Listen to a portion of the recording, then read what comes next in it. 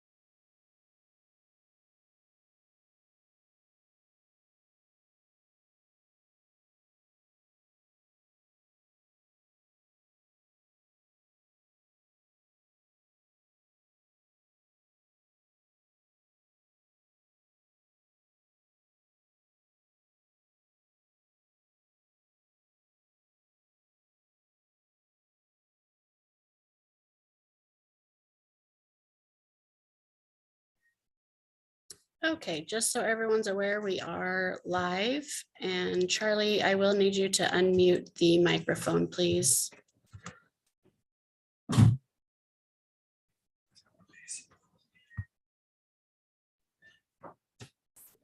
Charlie, I will need you to unmute the microphone, please. Oh, there we go.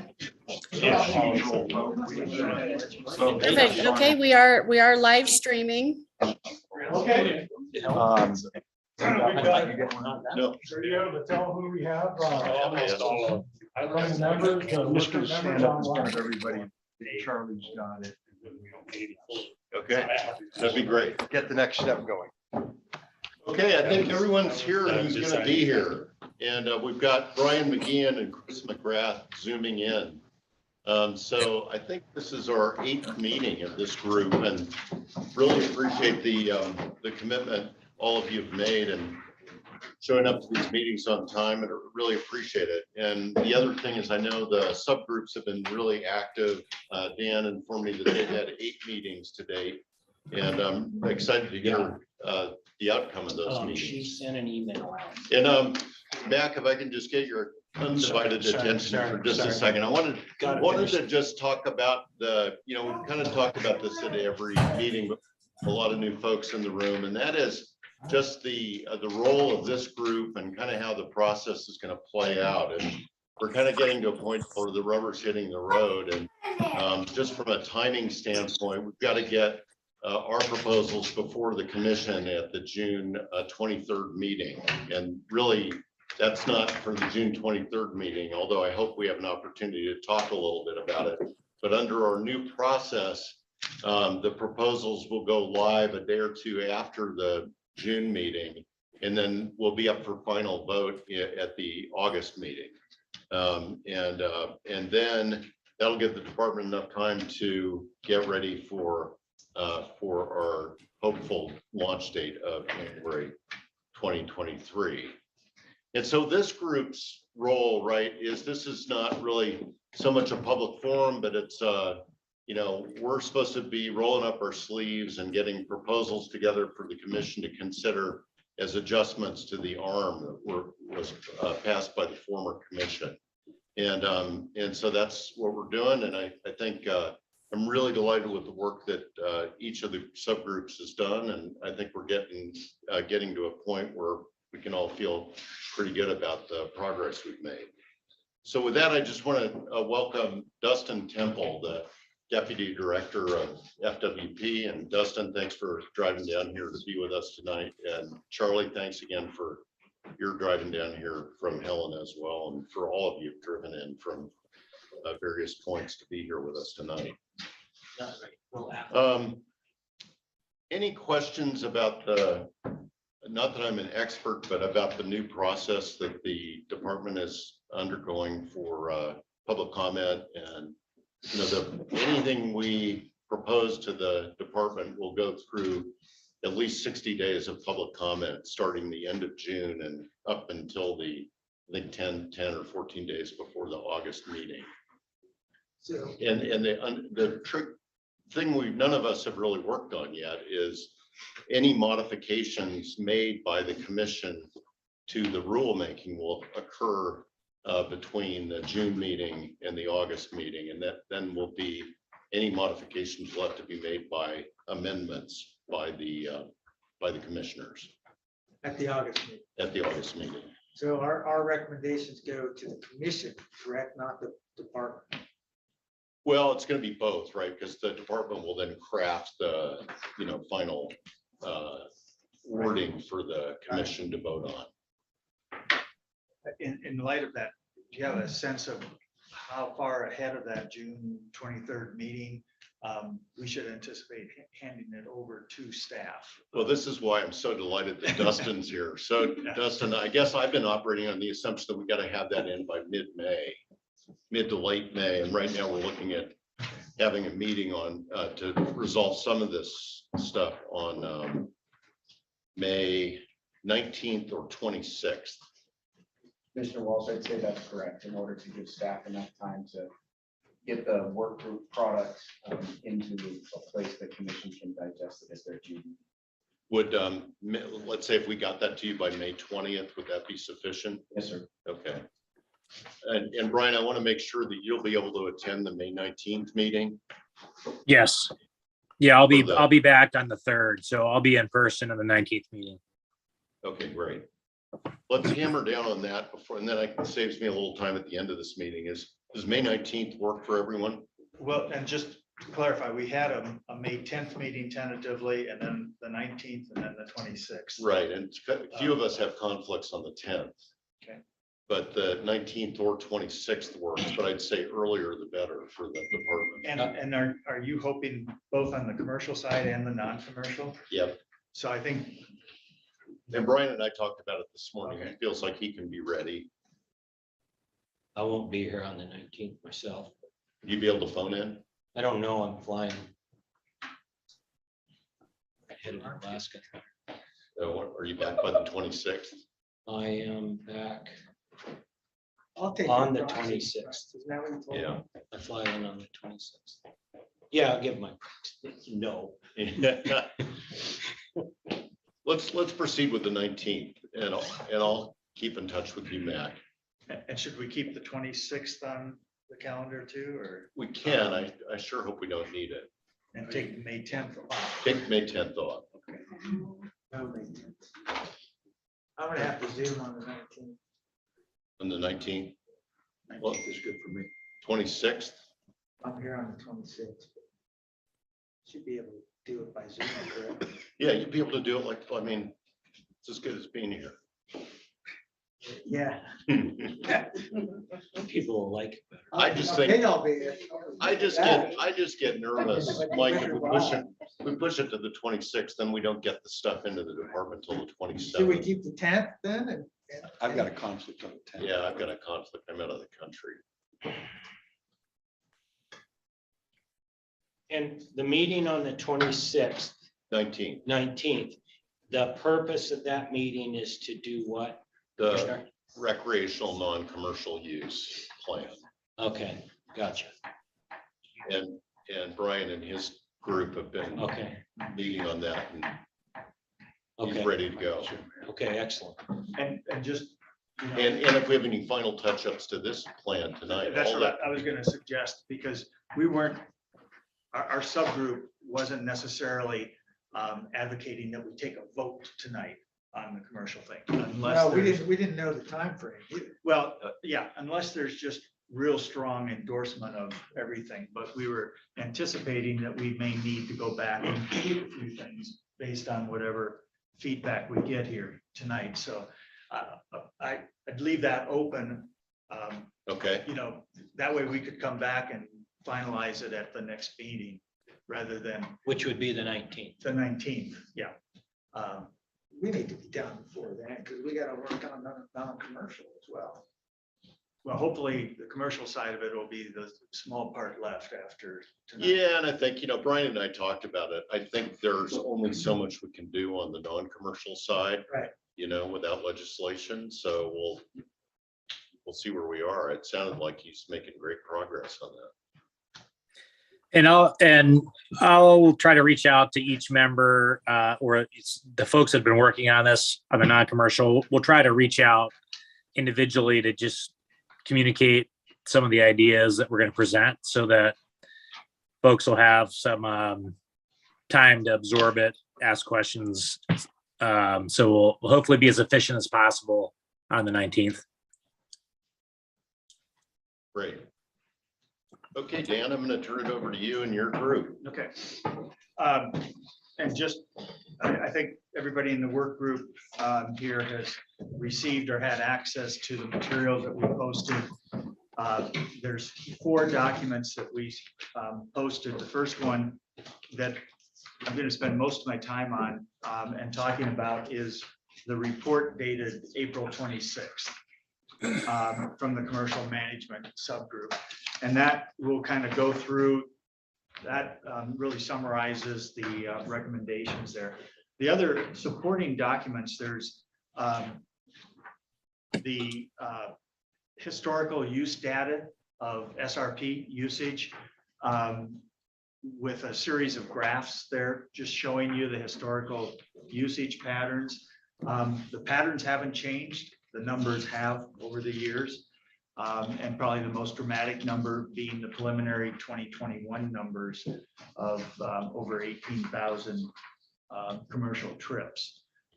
Again, pretty much the same bell curve on the upper Madison and this somewhat double, what do you call it, or Bimodal. yeah, bimodal. My double hump camel on the lower Madison, but up significantly. And as you'll see, those numbers, like 4,000 some trips last year above the historical numbers of the past. And as you hear some of the recommendations in the ARM that was passed 2 years ago by the former commission using the 19 and 20 numbers, that's about 16,200 numbers. So significantly less than what the river saw last year on commercial usage. But that just kind of, the graphs are useful as you look at seasonality, you look at river reaches, and we've spent a lot of time in that. I'm sure we'll hit some of those highlights. There's also a short document that we put together on the economic implications of the commercial limits, just trying to put some numbers on the potential transferability issues and values. And then there is our report from a month ago, the March 21st report, and we included that because that laid out a whole bunch of alternatives that we've explored as a commercial management group with pros and cons laid out. And rather than just repeating a lot of those, wanted to just make it easy for your reference to look back on some of that if you wish to. So with that, as Casey or Commissioner Walsh has indicated, we've met as a subgroup 8 times, and most of those meetings being 2.5 to 3 hours of very intense discussions, and very productive and educational as we work through it as a group. And my hats off to Allison, Rich, Mike, Mac, John, and Brian for your loyal participation and active participation. And in addition, we've had more phone calls, emails, drafts of materials that have been circulated. So there's been a lot of time and effort into where we're at today. With that said, let's just jump right in on the recommendations from our group. And you start under the executive summary there. The first point is basically no change in the SRP, the special recreational permit that's established jointly between BLM and FWP back in the 2007 Cooperative Management Agreement. And we don't see any need for limiting new SRPs. So it's not a moratorium on permittees that could operate on the river. It's no change in that SRP process.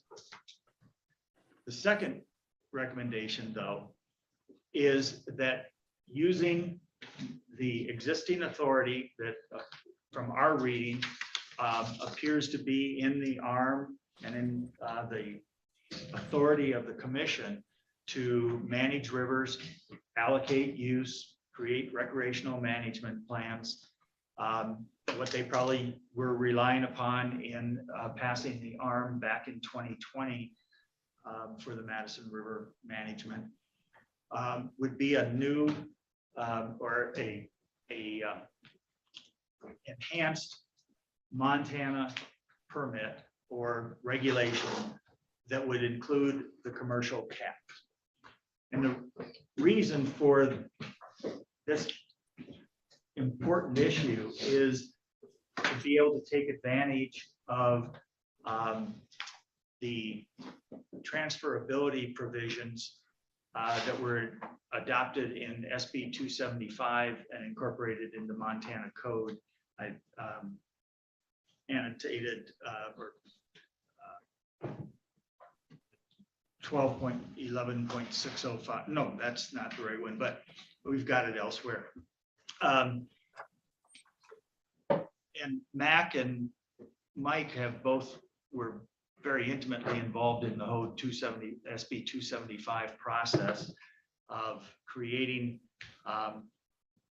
a little more transferability of less than 100% of a permit. And what makes the Madison SRP somewhat different than some other rivers in Montana is that it is a joint BLM FWP program.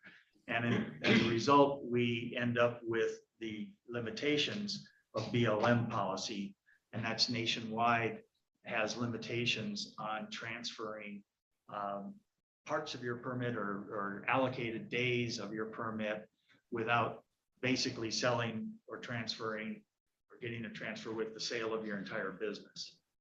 So it limits that ease of access to what would become allocated days.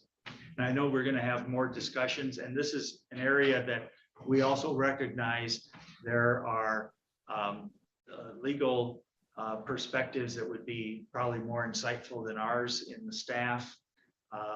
But what we're working with was what has passed as legislation signed by the governor on the SB 275, and then the existing arms that are there.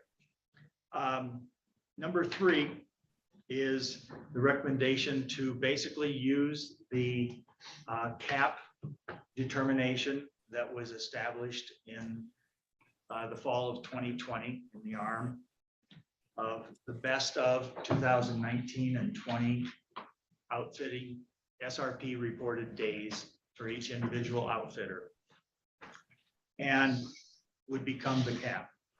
And as we get into a couple of other issues, this together with the seasonality and geographical has probably taken up at least half of our debate time within our subgroup, and we can talk a little bit further about that. But our recommendation of using the best of 2019 and 20 would result in a commercial cap of around 16,200 some days. Prior to last year, that would even have a little cushion. The best usage before was about 14,000 some days. You saw in 2021, 18,200 or 100 days. So in some ways, the cushion that used to be there or perceived there when it was passed in 2020 would not be there today based on the historical usage of this past year. And that's been a lively discussion because that has economic implications for a variety of different players in the local community, in the outfitting industry, and elsewhere.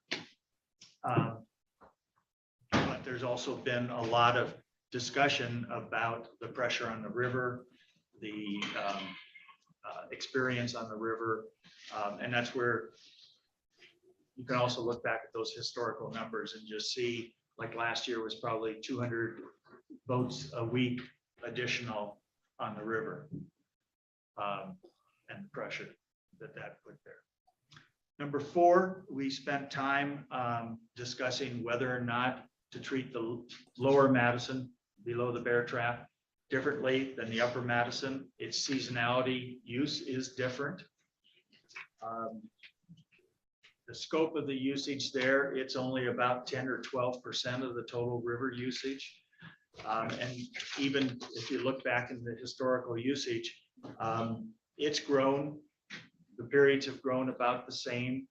And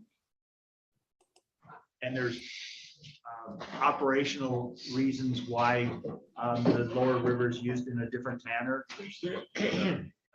Water temperature, access to it, runoff periods, things like that.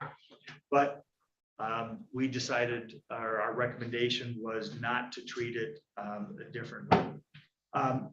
We did want to cover, though, that what this covers is from Quake Lake down to the mouth of the river going into Ennis Lake, and then below Ennis Lake down to the wilderness boundary, and then you pick up from the wilderness boundary down to the Jefferson. Ennis Lake is a little bit of a no man's land, and you'll see that come up in our adaptive management of possible something to be looked at in the future. I started talking on the geographical, and in some ways the geographical was a smaller part of the discussion that really did revolve and probably has the most heated discussion about seasonality, of whether or not there should be an absolute limit or cap or treatment differently in the peak season period, which earlier on we defined from about June 15th until the end of September, which is that big, the peak bell curve on the upper Madison, and whether or not the shoulder periods, off-peak, would be treated differently or have any flexibility or growth opportunities. And this has consumed a lot of our time because there's a variety of different opinions and different implications of treating a peak period differently, treating the off-peak period differently, the potential of growth in the off-peak, where but offset by concern about the impact on fishery or the experience when you're in low water or in spawning habitat and spawning times, spring or fall. When we wrote this, wanted to indicate this is not a unanimous decision. It was one that has been struggled with. There also, as we got into it, if we were to create a peak historical usage allocation and an off-peak, it does raise more regulatory and operational questions. Operational for the outfitters. Do I have 100 peak days and 30 off-peak days, and how can I use those? Or then when we get into transferability, are you transferring one or another? It's doable. We know we can do it, but it does complicate things.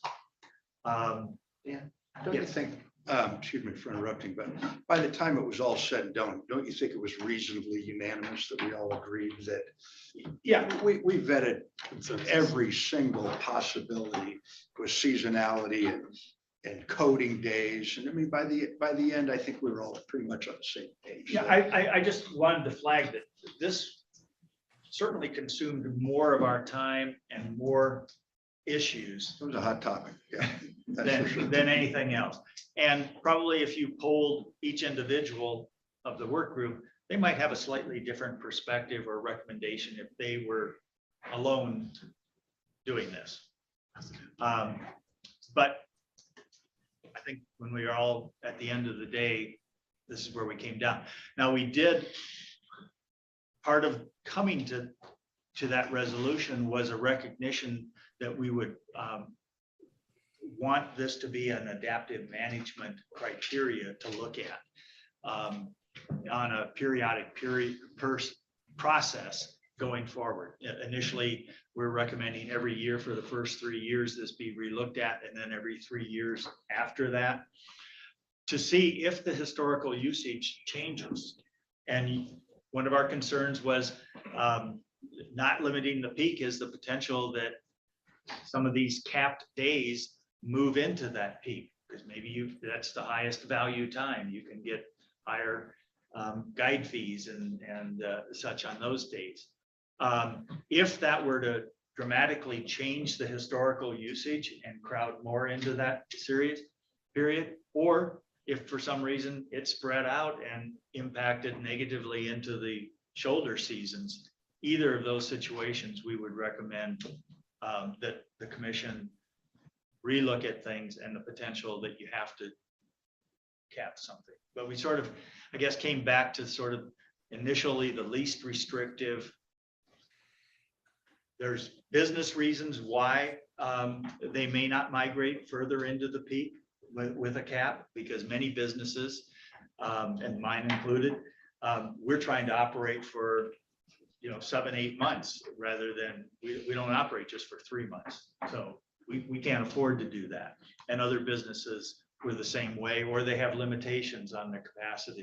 So they're not interested in peaking further. But this would be a definite adaptive management thing. Matt? Dan, I'd add in there that I think when we wrestled with geographic reach and temporal considerations. For example, I went into it wanting to see what it would look like if we restricted only the peak season and only the upper river or only the lower river. And through conversation and pretty spirited debate, I completely changed my mind for a whole bunch of reasons.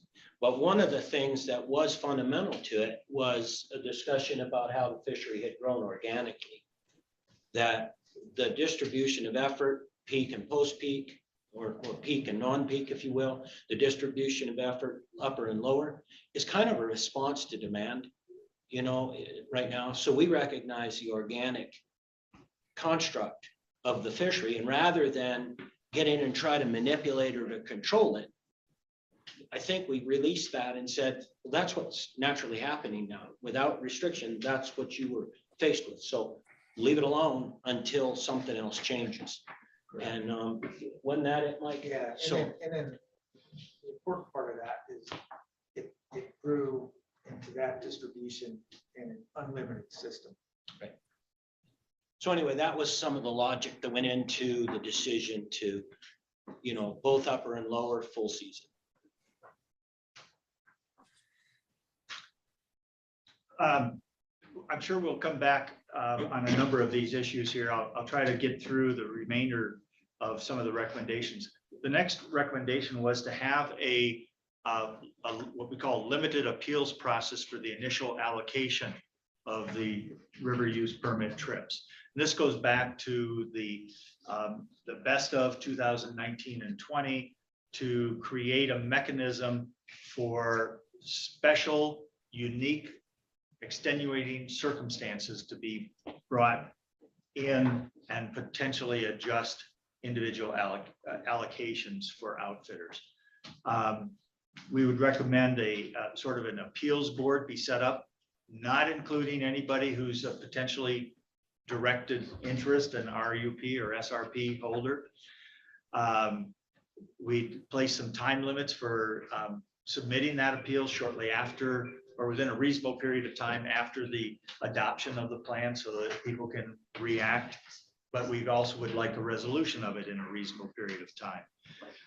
The most important thing is that we defined a few examples. Unique and extenuating circumstances must be shown, such as major and persistent medical issues, active military service, significant and unforeseen family crisis, or other unforeseen, unanticipated factors that clearly demonstrate extenuating circumstances unique to that outfitter situation that negatively impacted their ability to operate in either 2019 or 20.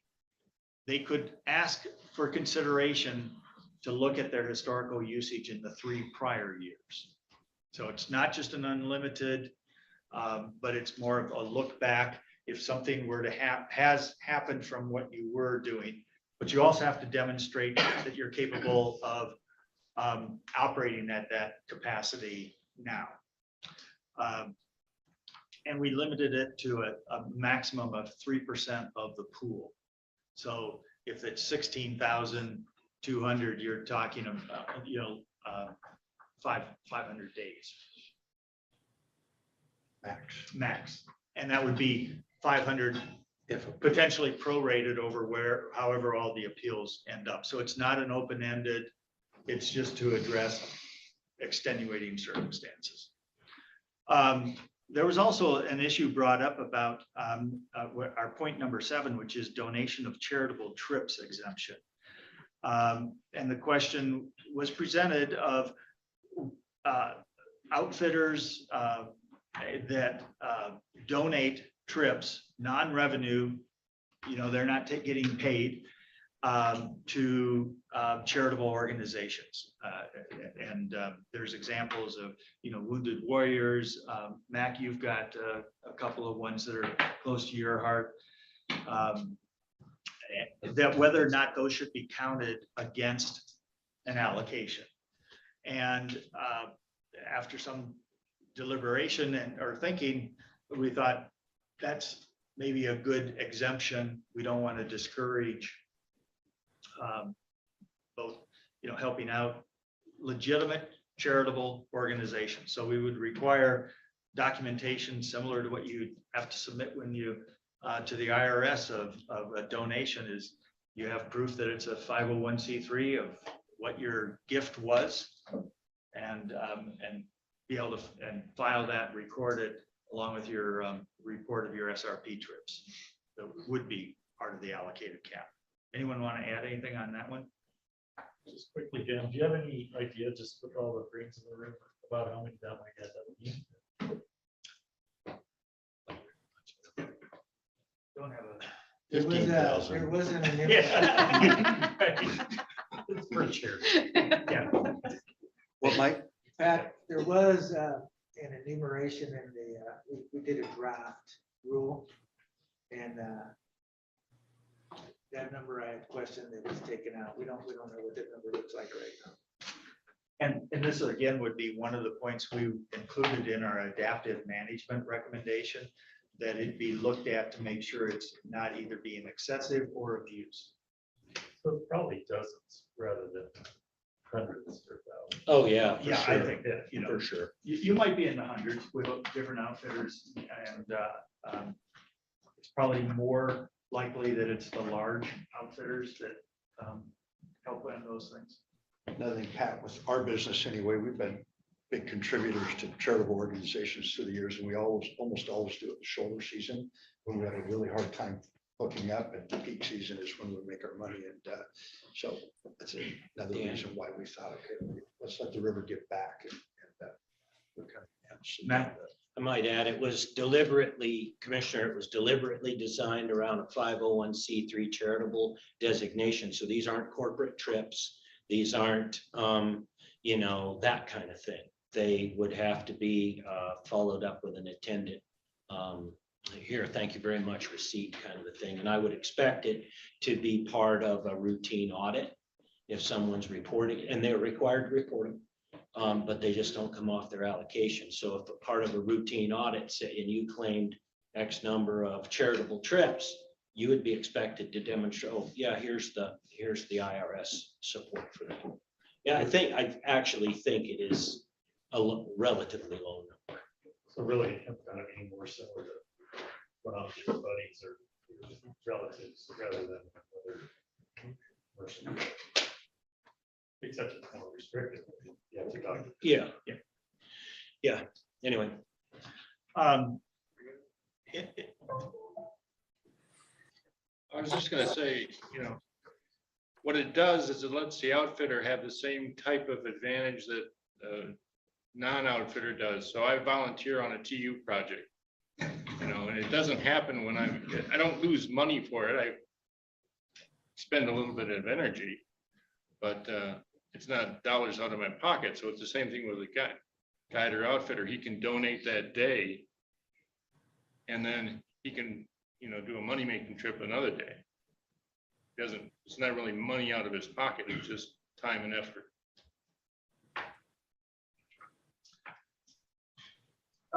Point number 8 here in our document is the fluid transferability of allocated trips.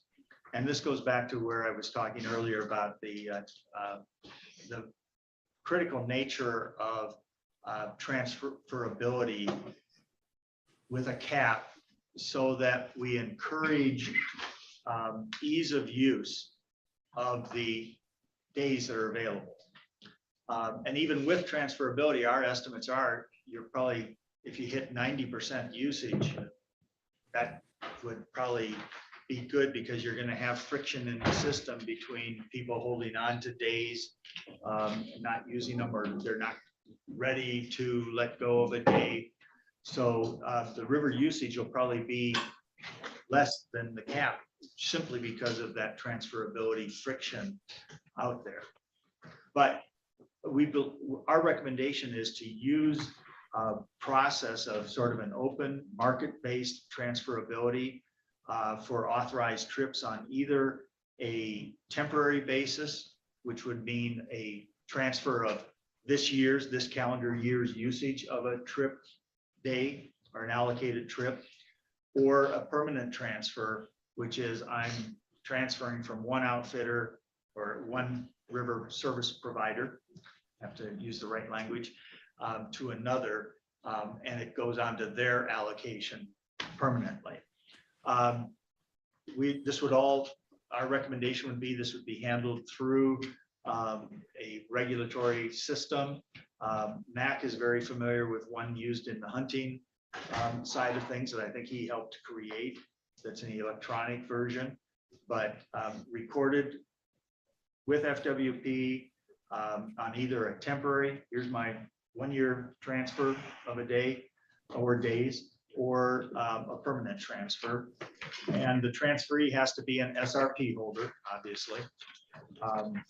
It could be a new RUP holder, and that's where it ties back into how new people can come onto the river as an outfitter by perhaps temporary or short-term access to these days even before acquiring permanent days. Number 9, and this was another one that has evolved in our thinking and discussions, was use it or lose it. Or that's probably a harsh way to put it, that we want to see the days available and used, not just parked in somebody's cabinet and not used. So I think federal permits oftentimes have an 80% threshold that you have to use. We weren't there. We were, because of the fluctuation on particularly many of the smaller outfitters from one year to another, our recommendation was to use a 50% threshold over 3 years, that you have to be hitting that.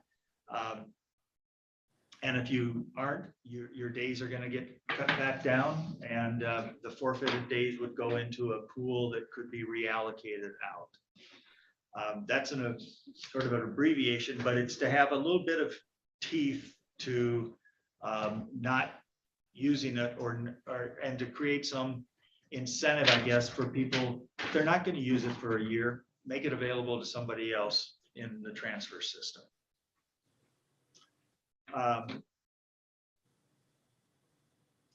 Then number 10 was a recommendation for the adoption of a code of conduct for river service providers of sort of best practices and expectations, particularly on fishing access site operations, and secondly on best on river best practices. Just trying to not have this as an enforcement item, but rather more of an industry, you could even call it training or recognition of how to operate on the river with the least conflicts. And John Sampson has offered to take the lead on writing some of that for us. And we have not seen a draft yet, but I'm sure we will.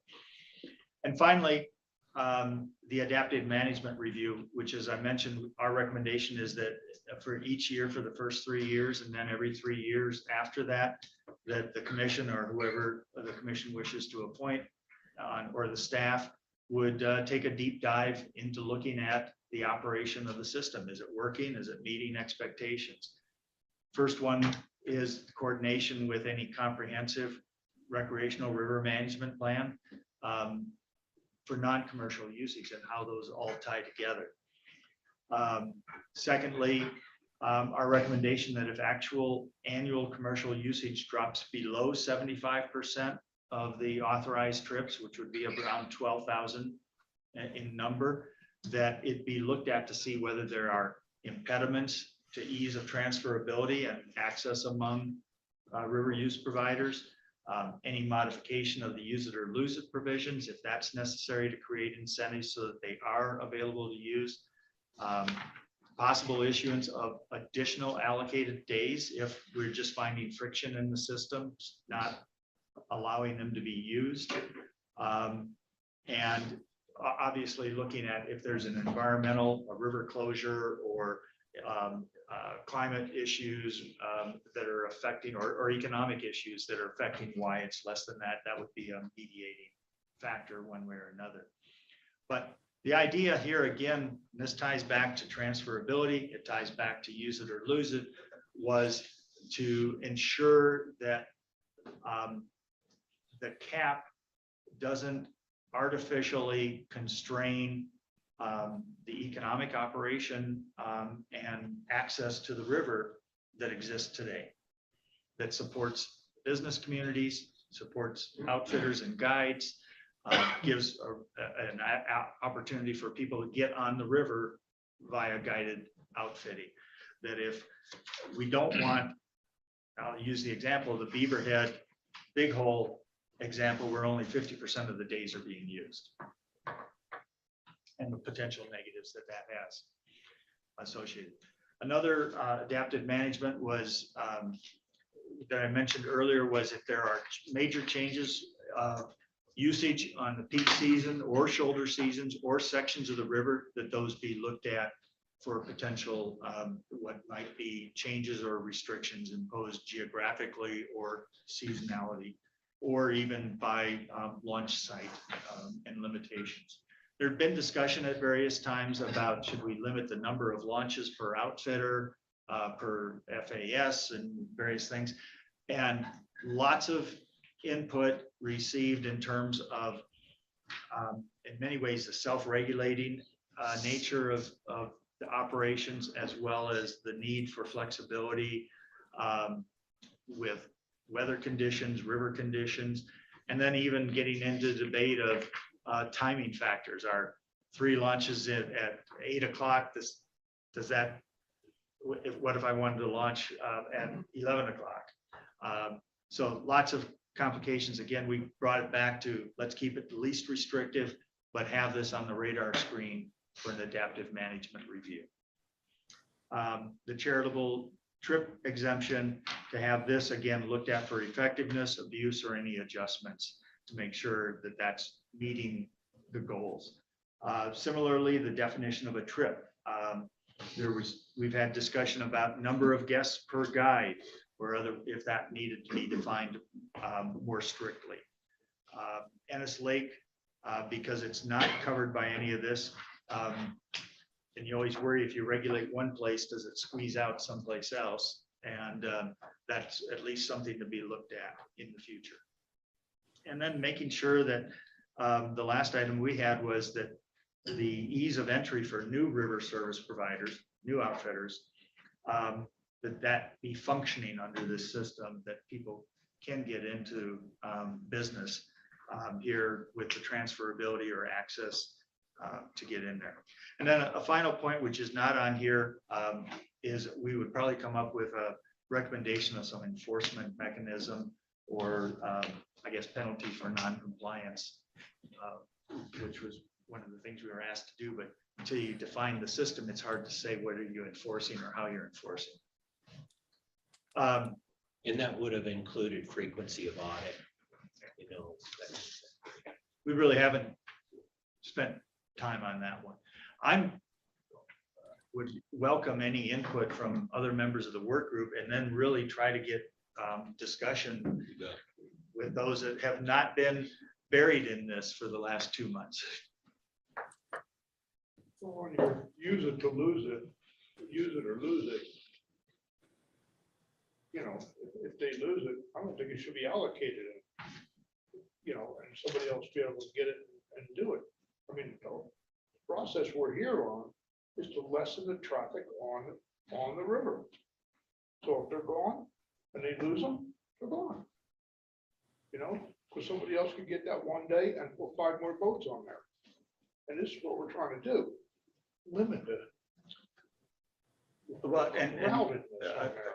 it is, let's say if one day is only 1 boat. So, and this ties back into trying to have an opportunity for new players to come in, as well as to maintain the health of the businesses that do depend upon the river as you place a cap on it. And not to have an ever shrinking as people retire, don't use their days for one reason or another. Matt? And Christopher, I think the premise we started with was there was a pretty robust public debate about what the threshold was supposed to be for the industry, 19 and 20. So, I mean, it could have been something else, but it's 19 and 20. And so that's the allocated use to the industry. And there is a principle that was at play in our minds collectively, that loss of that opportunity translates not just into the benefit you might see on the river as a user, but it's also a loss of economic opportunity within a community. So you're trading them off. And so we felt, I would say it was fair, we generally felt our role was to see levels of utilization not to exceed that cap, because that was the publicly agreed upon level, but also not allow it to just fall away and erode to something much less. So how do we maintain it? Somebody buy that day. Well, how it gets allocated is, in this one, we're talking about it possibly going into a pool, and that pool being managed and then allocated out, whether it's a purchase from the state or whether it's a drawing or a or lottery. something. But the concept would be using it as a pathway. Look at Allison, because she chaired the new entry side of the equation, the committee. And how do we create a pathway to entry? Well, that would have been one of the mechanisms. And actually, you know, if you look at page 3, item 9 there, the very last item D, forfeited trips would be reallocated to other river service providers through a lottery with a preference for providers that have held a Madison SRP for 2 years or less. So it ties back into trying to, as days become available that haven't otherwise been transferred, but you're forfeited out because you just didn't use them, you've held on to them, that become a pool that could be used by some new people. Probably not gonna happen.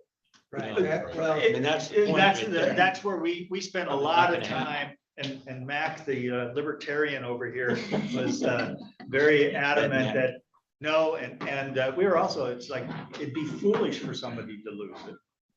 But it should. right, it's It- a mechanism, it- Chris, that was added as a, just in case. Because under the new transferability law, it would probably not be realistic that someone's gonna just not use their days. They would transfer them somehow or sell them. But like Max said, as an industry, we want those days to be used. I think the other thing with the adaptive management too is that is looking at the biological health as we go, and we've settled on this number today, but adaptive management plan might change that in the future depending on the health of the river. We can't foresee that right now, but that's part of the whole thing, is continuing to look at that too. So, but still providing maximum opportunity for what the industry's been allotted to be able to continue for new people to run businesses also. And I think it was decided that, I mean, not everybody may agree, but that number from 19 or 20 is was a hot debate. It's finally what we settled on, that we felt wasn't crossing the line or the red line of the biological health of the river. Thus, we kind of came to that conclusion of not opening up the off season or the shoulder seasons, because we felt that, you know, we just need to start with this and see where we're at. Seeing how much it had grown from 20 to 21.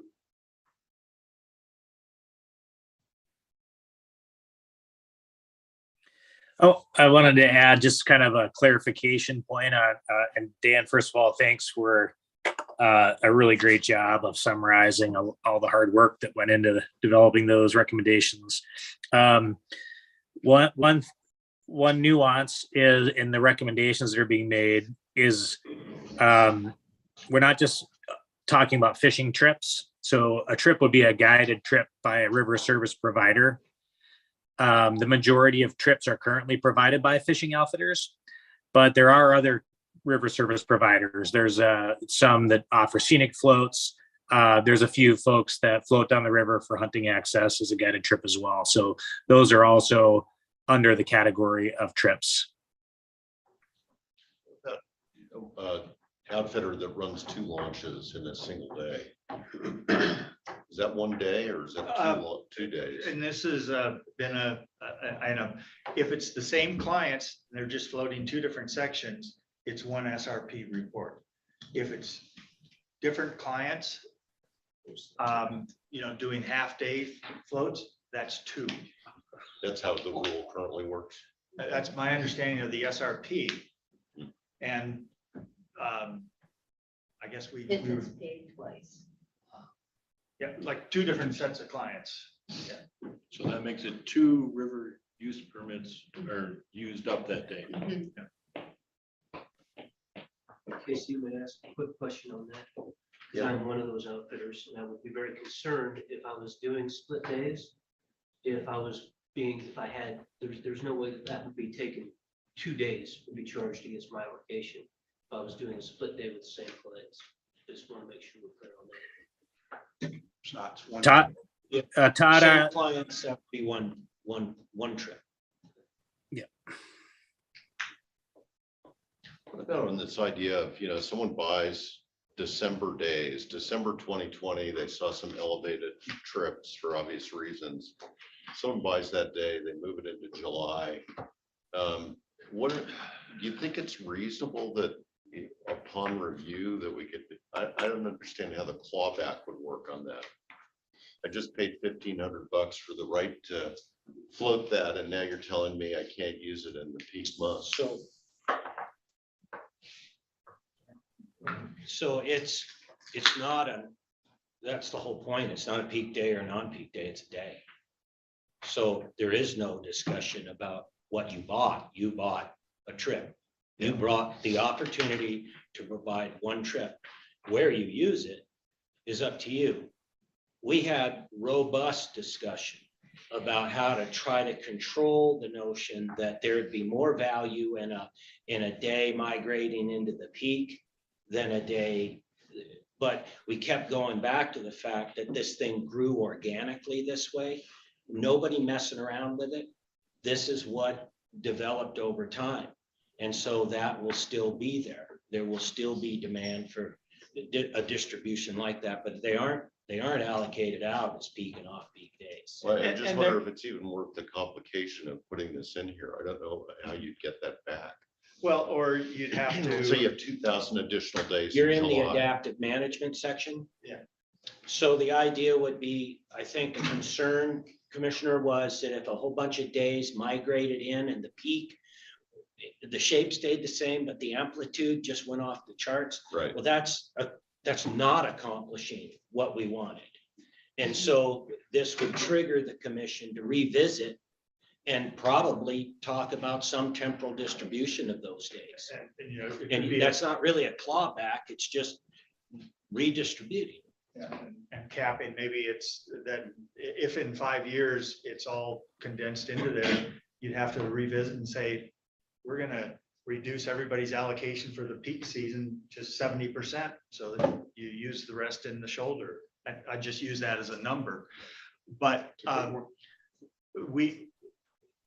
it introduces a lot of complexity, both in the tracking system and in the operational system, to use the seasonality. There are some values to the seasonality, and like the case you raised of, there's at least a couple of examples of what I would call sort of bad facts made bad law, potentially, where you had questionable reporting as the 2020 season ended. Lots of days in November and December suddenly floated. Historically never done. But in the big picture, it's a small number. Right, that was my point. The 2 points. One is those number of days that we suspect were very few compared to the 16,173 amount of trips. The other is that that became an enforcement issue where the river rangers needed to look at that, and they audited everybody's logs, and if there was something spurious, right, it should have been looked at through enforcement, and it wasn't. So I know when that type of activity was happening on the BH2, Go ahead. in years past, it was self-policed by outfitters, and enforcement got on it really quick.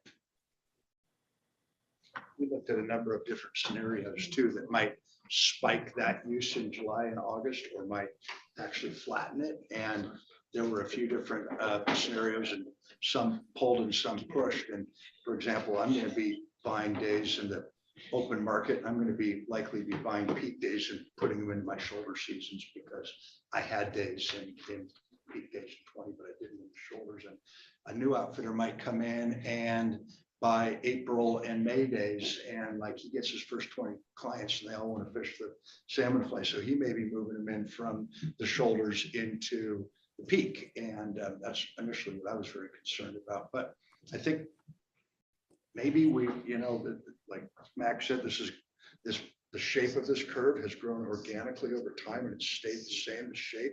So we look at it once we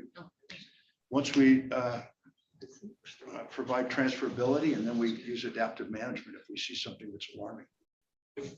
If we start with seasonality, there's not gonna be an April, I'm not gonna buy an April day or a June day or whatever. You're just gonna buy It's too a complex. one trip permit. So if the peak does grow, you're not gonna really know what day that permit is associated with. No, you'd probably have to come up with a new regulatory system that, flattens that curve across the board. Right. It wouldn't be pleasant. But every permit system that went in the state that was evaluated, that the peak diminished over time. Happened on the Bitterroot, happened drastically on the Big Hole, different mechanisms, but it declined, and Beaverhead as well. So to interfere with keeping things simple and least restrictive, at this point, it's all speculation. What if? So we felt eventually as a subgroup that if what if happens to come in 3 years through the evaluation process, then we need to revisit it at that point. Right. And I agree with that. It was just when people started talking about, I buy an April day. Well, no, you're not. You can't. Right now, it's Dan's all- point, if it is a problem one way or another, you're gonna have to do it some sort of across the board method. Correct. Everybody gives up X number of peak days or something like that. Some percent. And Rich, that's a good question you just asked. And we discussed, would it be advisable to code days at the front end based on the original historic use in 19 and 20 as peak and off peak, even if initially you can use them whenever, so that if eventually it did become problematic, you could default to that. And we started kind of looking around the room and looking at actual use, and the recognition that although there's 230 plus outfitters that operate on the river, about, let's call it 85% of all the trips are operated by less than 25 outfitters. And when you think about why that is, it makes a lot of sense. There's fly shops. There's some outfitters that invest a lot in their marketing, put some money into their websites. At the end of the day, it takes a lot of, time and effort to recruit clients. And those established businesses that have let's say 100 trips or more that they're operating, it's very difficult if you have a finite number of trips that you have to work under a cap to load them all up in a peak window. That means you're going to not give work to yourself or your guides, in the spring and the fall. And that's not that realistic for most of us, that are putting a lot, operating on the Madison at a certain volume, over 100 trips.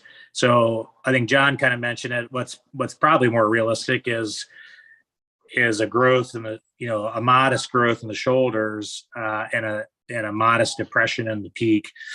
And so the thought is, do we go in with this added complexity at the beginning, if it's not a problem now, and versus if it becomes, none of us want to see the peak, spike. That's unanimous. The question is, do you try to put a lot of mechanisms right now to protect against something that may not even be a problem? Or do you wait and see if it becomes a problem and then set a subcap at that point and prorate, and that's the decision. We thought it was better to keep it simple up front. And again, it was a distribution that grew and evolved over an unmanaged, unlimited system. There's equal chance that peak day will migrate to the shoulders as well as vice versa. This is why I said probably 50% of our time that we spend as a subgroup in 8 meetings were on seasonality and to a lesser extent, the geographical question between Upper and Lower River. And it raised lots of issues. We went down lots of different rabbit holes. We had drafts of different options and the complexity that would go along with some of them. And we finally, as a group, sort of came back to this. We do think the adaptive management review is a critical element of it if our assumptions are wrong. Is there I'd like to hear from Allison's perspective. You put out a paper, but Allison was in charge of the sort of reviewing the new entry, the path to new entry. And I think it would be enlightening to have you touch on the elements of this plan as you see them applying to new entrants, because that was clearly something the commission had a real interest in when they passed the original rule. How do we get the next person in? So I can speak to it. One thing, just back to the seasonality discussion, that the new outfitter entry was a hot topic in the seasonality too. Because we thought, well, if we have a peak and then we open up the shoulders, that gives new outfitters entry. But it was interesting in my personal conversations with outfitters that didn't have as many days, because a lot of their outfitted days actually weren't in peak season that they had earned, right? So younger outfitters that were starting to get their days in 19 and 20 were still working mostly as guides in the peak season and beginning to outfit in the shoulder. And if you were to be allocated on that base that you'd only get your peak days that you had outfitted in the peak season, those guys actually lost opportunity to make money in their business at the peak. So that was not what I was expecting for some of the younger outfitters to say. I mean, others would say the opposite, you know, that'd be a great opportunity for me and I can keep guiding. So, but that we felt didn't weigh in as strongly as being least restrictive and the opportunity for everybody to be able to run their business that worked best for them within the allocation. The other thing is just the transferability of the trips, making that really easy and not putting a moratorium on the number. Because part of what happens is we only have so many, then the cost goes up, right? Because there's only so many you can get. And that is something we, as a group, did not want to see happen on the Madison. That's why we are recommending no limit on the SRP permits so that anybody can get it. So at any given opportunity, when they can acquire days somehow, they are ready to go with that. And maybe necessarily don't have to have a deep pocket. Maybe they can lease them from another outfitter for a season or something like that. So trying to make that transferability really easy is what we felt is going to help with the new outfitter entry. And the other thing is being able to transfer them not as a whole is really important, because young people or a new business can't buy something this big, but being able to, from a larger outfit, I'm going to slow down a little, I'm going to sell just a chunk off, but I still want to keep operating. We felt allowed an entry also for a young outfitter. And then the other thing is the use it or lose it. We know that's kind of all the things we've discussed, just as it came up, is that really going to happen? The use it or lose it was put more for the pressure for people to keep using the days, not necessarily to create this pool of new outfitter entry, but to look at just keeping the days available and keep people using them. So if I was a larger outfitter and for some reason I wasn't able to use all my days and I have a young outfitter that works for me, let's try to work something out where we can transfer those days to you and get the days being used and the money coming into the community from that perspective. So those are just some high level.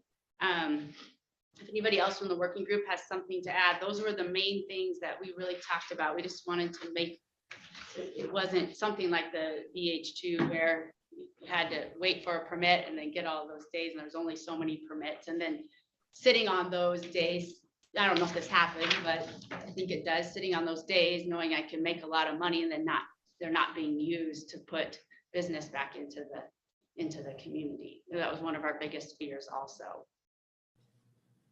Allison, I'm not sure I followed the moratoriums on new permits.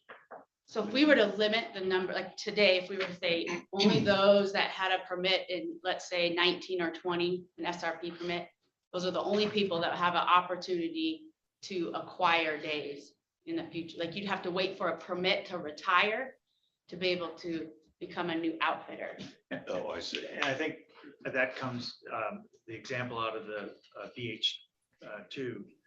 On the Forest Service and a bunch of other. They That's still have to not be- what we're recommending. Still have here. to be a licensed outfitter. You Yeah. have to be a Yes. licensed outfitter, you have to Well- get your SRP, or you have to be a river service provider, you have to have your SRP, which gives you access to the fishing access sites. It's the reporting mechanism, it's the fee collection Got it. mechanism. This is then state of Montana river use permit system, which would have your allocation cap and all the regulations associated with it, and the transferability under Montana law. Right. Did, Allison, did your group calculate what the threshold, I think for like an outfitter like John, his economics are dramatically different than a newcomer to this endeavor. How did the economics work on what they could afford to pay and have it make sense? Dan can probably actually speak, he did a little more research on that, as did Rich, on the economic impact of that from the transferability does make it a little more affordable. I mean, just like if they pay $1,500, it seems like that's For a day. yeah, I mean, that's might have a 5-year payout or more. But the other option on the transfer or transferability is a temporary 1-year transfer, like rent, a lease is, we've used at various times. And our calculation was that one should, the economic value might be someplace between $50 and $150. And so for a new outfitter to say, I can find somebody over here, I can temporarily lease 10 days, $75 a day. I go out and as an outfitter, I'm going to be charging $600, $650 a day. Those economics work for me. And we think that, and that's where the economic analysis sort of went through cost So factors. just based on and various that, things. if it's worth $100 to lease, but $1,500 to sell, that's a 15-year payout. Well, and right? we think it might, the transfer price we used might be anywhere from $500 to $1,500 on a permanent one, I see. depending upon people's perceptions. I mean, the rational man concept of economics has been displaced by behavioral economics for a reason. Not everyone looks at the numbers, but if they did, they'd probably be in that range based on the profitability, the cash flow of a business. And that's where the economic analysis, we tried to go through a little bit. With the new transferability law applied to the Madison, you shouldn't see any of what happens on the BH2. There's a moratorium on permits where you have to sell your business in its entirety, mechanisms like that. So our mid-range was maybe in that $75 range for a day and, $1,000 or, 500 to 1,000, 1,500, all depending upon a willing buyer and willing sellers and how they view things. I'll add just a few thoughts, some from my own experiences. One, Allison talked a little bit about other rivers have moratorium on permits, and that is probably the largest barrier to entry for a new outfitter. So for example, if you want to guide trips on the Beaverhead and Big Hole, there's very few permits available. And even a permit that has a single peak use day still allows shoulder season use with pretty generous amounts of guiding potential. And so those permits, you either have one or you don't. If you don't have one, you have zero ability to operate on that river. And you got to wait till someone tries to sell one. There's not very many that are for sale. And sometimes it's every couple of years where one becomes available. And there have been some permits that, go for $25,000 for just one river. And that's just people with trying to access the potential of those shoulder days, because you could run a lot of shoulder trips on those permits. Or on the West Fork of the Bitterroot, where you either have a permit or you don't. But if you have a permit, you can run a lot of trips. And so the entry to get that permit and there's no new permits being issued. So the starting entry amount becomes tens of thousands of dollars to purchase a business that has a permit, even if that business doesn't really operate many trips. The other element that I think we tried to tackle is to strip away some speculative valuation. On the Beaverhead Big Ol', on your peak season allocated days, they can never be stripped away from an outfitter easily unless they just completely stop operating altogether. But there are outfitters that have hundreds of days that operate just a handful, and they're not required to transfer those days to another outfitter. And that doesn't incorporate risk into the equation. So we're trying to add some risk. These days are not property rights. You have access to trips as long as you're operating based on what you've done in the past. But as soon as you decline over time, you forfeit that right, or you're pressured to transfer. And by doing so, we add risk into the equation, and we try to strip away as much of the artificial value as we can.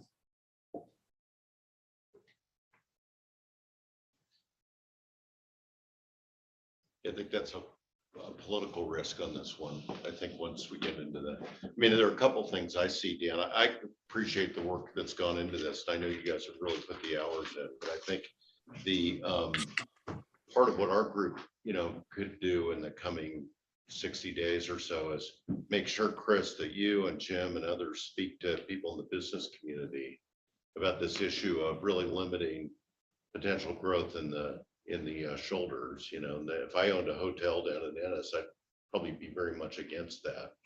And I think we ought to make sure those people have an opportunity to comment publicly. Well, you're gonna be full during the peak season, and maybe they want to be full during that time and then, get some more business in the shoulder. But, the people that got the shoulder thing and they want to lump it into there. There's a risk factor there. I don't know how real it is, or Mike says they'll spread out and July will become less busy. Maybe we don't know, right? But I think we certainly heard from the outfitting community. I think most of the folks here tonight are outfitters, not local business owners.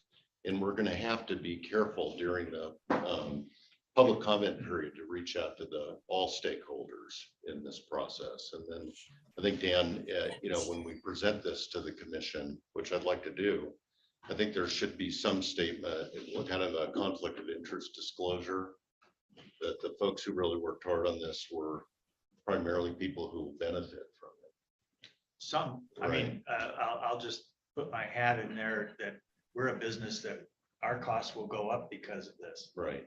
And I was an advocate for potential growth in that shoulder season, because that, from our business perspective, that's our only place to grow.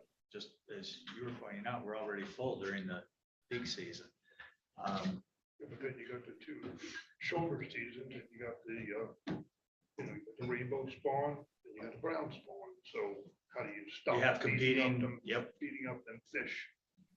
But I think, again, hearing and Jim, your perspective is critical to get in here. I've commented that we're operating a little bit of in an echo chamber of outfitting interests or those associated very directly with the fishing industry and outfitters. We're not an outfitter, but we work with them and rely upon them. So we need to hear, and that's why bringing it here is great. I think the reality is that's probably going to happen during the public comment period, less than, that's not the use of this group, right? Dan, you just said that this plan is going to limit your growth in shoulders. How do you see that? If you acquire days, you can grow as much as you want under this plan. Yeah, but that's going to cost a significant investment. By buying days. Or working with our outfitters to accomplish that. Costs are going to go up. So, it's as opposed to 3 days. Sure. If there was more open, yeah. I mean, that's just the reality of it. Right, but so some of this too is, to outfit on the Madison, you need a certain amount of self infrastructure, right? You need a truck, you need a boat. boats now are pushing 15K. Certainly, as a new outfitter, would be happy to pay 15K to get days on Madison or days on the Big Hole. It's certainly gonna last, should last, be a better investment than a boat. What do you think, Jim? Well, I hear through the grapevine lots of times, just at the gravel bar, for example, about numbers of people who are in what you all refer to as the peak seasons and how busy it is or not, and whether they are catching fish or not. Most of the comments that I hear are not negative. They enjoy, and I'm not talking about just listening to the outfitters, I'm listening to the people who fish, and they don't necessarily know who I am. So they talk about whether they've had a really good day or a bad day. Most of them don't complain. They came to fish and they call it fishing for a reason. They don't call it catching. So that's what I hear most often. And it's generally going, how's your beer? Right.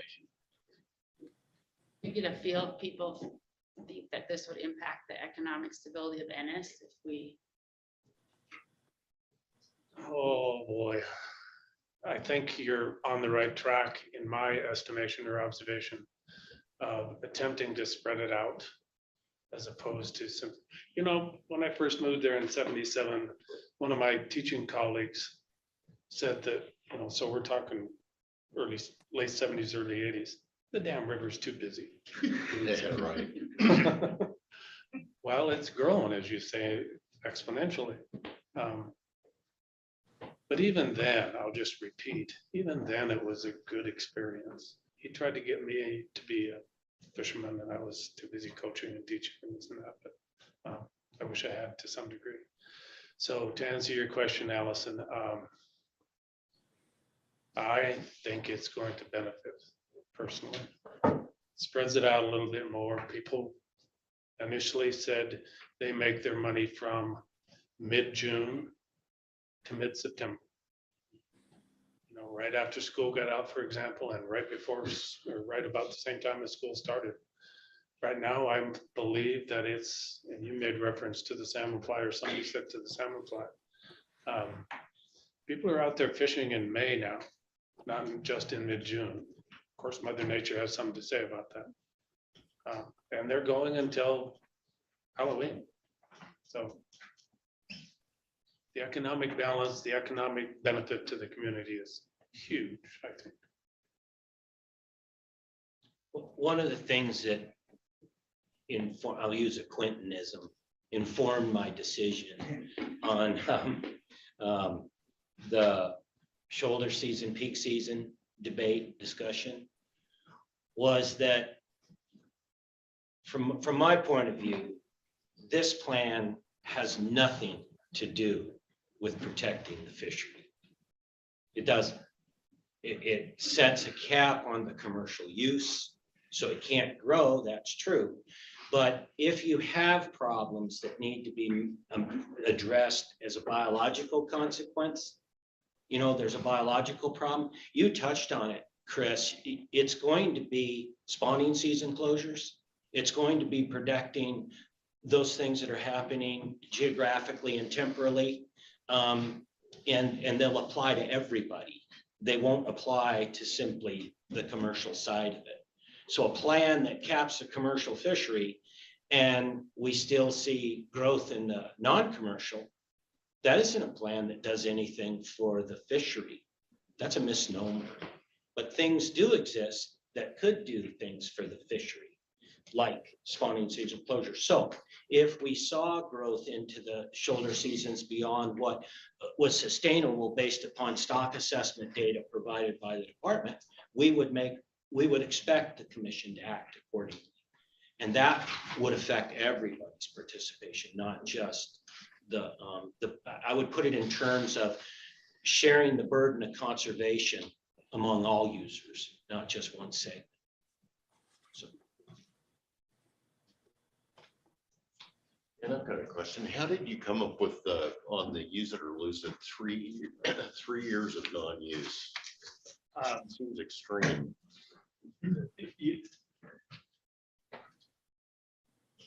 some of the discussion went everything from looking at comparable use it or lose it provisions and annual reviews in a lot of the federal permits that are, and I think there may be some state ones too, or is it all federal that are Look, we 80%? looked at the federal model, basically. And that's 80% each year that you're, right?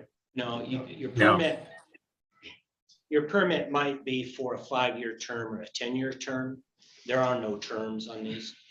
But a permit that is issued in the Forest Service for a 5-year term, or perhaps a 10-year term, depending on the size of your operation, you are obligated to have performed at least 80% of your allocated use within that term for 1 year. And the reason we talked about 3 is that these are not issued in a term. So we needed to create one, a performance standard, if you will. And the variable is what's that term that you have to perform to, and what's the percentage of your allocated days that you need to perform to before you see some kind of a reduction. Those are the 2 variables that the commission could play with. This is one I personally don't even think needs to be in here. But you can see to good logic, but the 3-year term and 50% use is a pretty low bar. Yeah, and we went. That's a pretty low bar. We've had discussions out to the 5 years and I don't think we went below a 50% threshold ever in our discussions, but there were discussions of it going higher. What about going to 2-year? Well, and Brian is probably our expert on historical use patterns.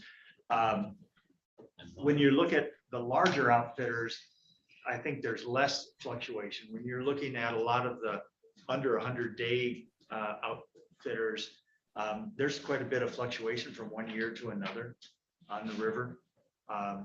It wasn't determinate based on size of the outfitter. Well, we weren't trying to make that as criteria, but the historical There were some large fluctuations. outfitters that fluctuate as well. The idea was, from my perspective, was if there was an event that caused you not to, do all your trips 1 year, if it happened twice in a row, 2 consecutive years, that something's up. By the 3rd year, you have a chance to make up for that. If you don't, then you lose it. But certainly 2 years might not be long enough. And then some of these others, it's a 5-year window, and 5 years is too long. 5 Who we tracking that? The SRP, I guess, the same way they'd get tracked now, right? It's tracked annually by, when we return our records at the end of the year, they look at those. 2 fishing game. Yes. Right. Yeah. They're tracking them. These guys didn't use a whole lot of days up and. Right. Yeah, I mean, the data is out there in the public domain right now by every outfitter, their historical usage every year. And that would continue under a system like this. So the information would be out there, be looked at. Hopefully it wouldn't be triggered very often, but it's there. And it could be tweaked depending upon, what commission thinks, but that was sort of where we came out. Where we saw it actually happen, where permittees lost days, really happened, was in a formulation of a regulation that took away opportunity. Lions would be the perfect example. 15 years ago, we lost, the ability to service a lion hunt, mountain lion. And so those use days in some cases declined by 90% because of a regulatory framework presented by the state. Okay, that's fine. That's one way. The other way that you can lose them, and these were really tragic, these were difficult, was you move into a recession or COVID. And in our case, in this industry's case, it really didn't affect you too much in terms of opportunity to serve. But there are economic conditions where that really did persist. Think of the days we went almost 8 years in a non-resident undersell on big game licenses. We never sold them. The demand wasn't there. So if you were trying to perform to a standard that economic condition, and not yours, caused you to lose log days. So you don't want to penalize somebody for that. So that's why the time frame, you need to debate that or settle on it, but it needs to be big enough and the performance standard reasonable enough. So those the kind of things that come and go don't crush the industry. Does it make sense? I just think it's modified a bit by the opportunity to transfer them for 1 year or lease them or whatever you want to call it. Yeah. But, you know, it's something, 3 years just seems like a long time to me, because that's one of the governors on what the value of these things can be in terms of newbies. I'm not following, Commissioner, the long time, 3 years. too of long to prove up consecutive on? use, yeah. I mean, No, it's not consecutive. It's within, isn't it? Within that, Right. within They a had 3-year to term, you have to have performed at 50% of your total allocation. The Oh, bar is just very one of low. the years. One of Okay, those I 3 misread years. it. Bar is Okay, actually I stand quite low. corrected. All right, got it. What do you guys think? Ready to, you Mike? The one thing I want to point out as we get further into this, and I think we brought this conundrum upon ourselves, was we're trying to develop a system of allocation or a process of allocation and transfer of permits under a broader federal SRP permit system. BLM is federal, and early on we said, oh, we'll make up this recreation use permit or Madison use permit. We're not really, it's not really what we're doing. If you look at the Beaverhead rules, it's 12, 11, 220 for the big hole, and the Beaverhead rules and the upper Bitterroot, West Fork. All of these transfers and allocations take place under rule that was adopted by the commission. We put a name on a transfer process or an allocation process, and we called it a river use permit. And I think that got out to others in the community, and so what are you guys doing? You're making up your own permit, and some other things we heard. It's important to note that we're trying to develop processes or mechanisms of allocation and transfer of days that mesh and are operable under the BLM federal SRP permit. Mike, I don't think that that's necessarily the consensus, because what we were trying to do is have a regulatory system that is, in some way, it is distinct from the SRP process. It's not tied to your SRP. Well, you need an SRP. You may need the SRP as the entry Right. in order to have access to the river, And you fishing can't do access this sites. without an SRP. That's correct. But the regulatory framework is an all Montana framework, called an Correct. allocation Right. system, a river use Right. permit system, but it is Right. separate. It is not part of your SRP. But the allocation is It comes from a historical usage of Right. your directly SRP. tied to the SRP. And that's, Introducing something else does not disrupt that. Doesn't change that. That's why the Just SRP stays focusing in on the place. transferability of the allocation you got at the beginning of this You've now process. created a cap. The SRP never created a cap. correct. Right. Nor has it ever. But Montana is now placing, or has placed, and what we're modifying or suggesting here, how to flesh out the rest of the requirements for that, is a Montana regulated Right. allocation system. Right. And Call it a my permit, point call was it a that, system, but it's not the SRP. exactly. And Because my otherwise whole- we're tied back to the restrictions of the BLM. Right, and my whole point was that these systems are in place already on the BH2 and the upper Bitterroot. And nowhere in the rule do they go into any sort of discussion about permit. They just say, here's the allocation, here's the transfer, here's, moratorium on permits in the BH2 case, et cetera. That's only my point. And this maybe goes to Dustin and Charlie. We're not trying to say what the exact language, what you call it should be. we tried to identify the big picture issue, which is to create transferability, take advantage of the law in Montana. How you word that in the ARM, have at it. We came up with river use permit for lack of anything better to call it. But we wanted to be separate from FW. The other thing to recognize is the department's going through some restructuring right now. You know, Eileen used to be here, now Charlie is. So I don't really know where we're gonna wind up. But I think I'd love to see a motion to move this forward. And that'll give the department a little more time to work on it. I think there's some legal issues here. That's one question, Dan, on this use it or lose it. If I want to just do the minimum without losing something, I could go 0 first year, 0 second year, 51% the next. Like No, Rich, no, it's you have to run 50 more than 50% of the sum of your season ending cap over 3 years. So for example, if you have you're allocated 100 trips and over 3 years, you have to, the sum of that is 300. And over 3 years, you'd have to run 151 trips in order for your cap not to be reset. We need to refine some language on that one. Yeah. Right. Yeah.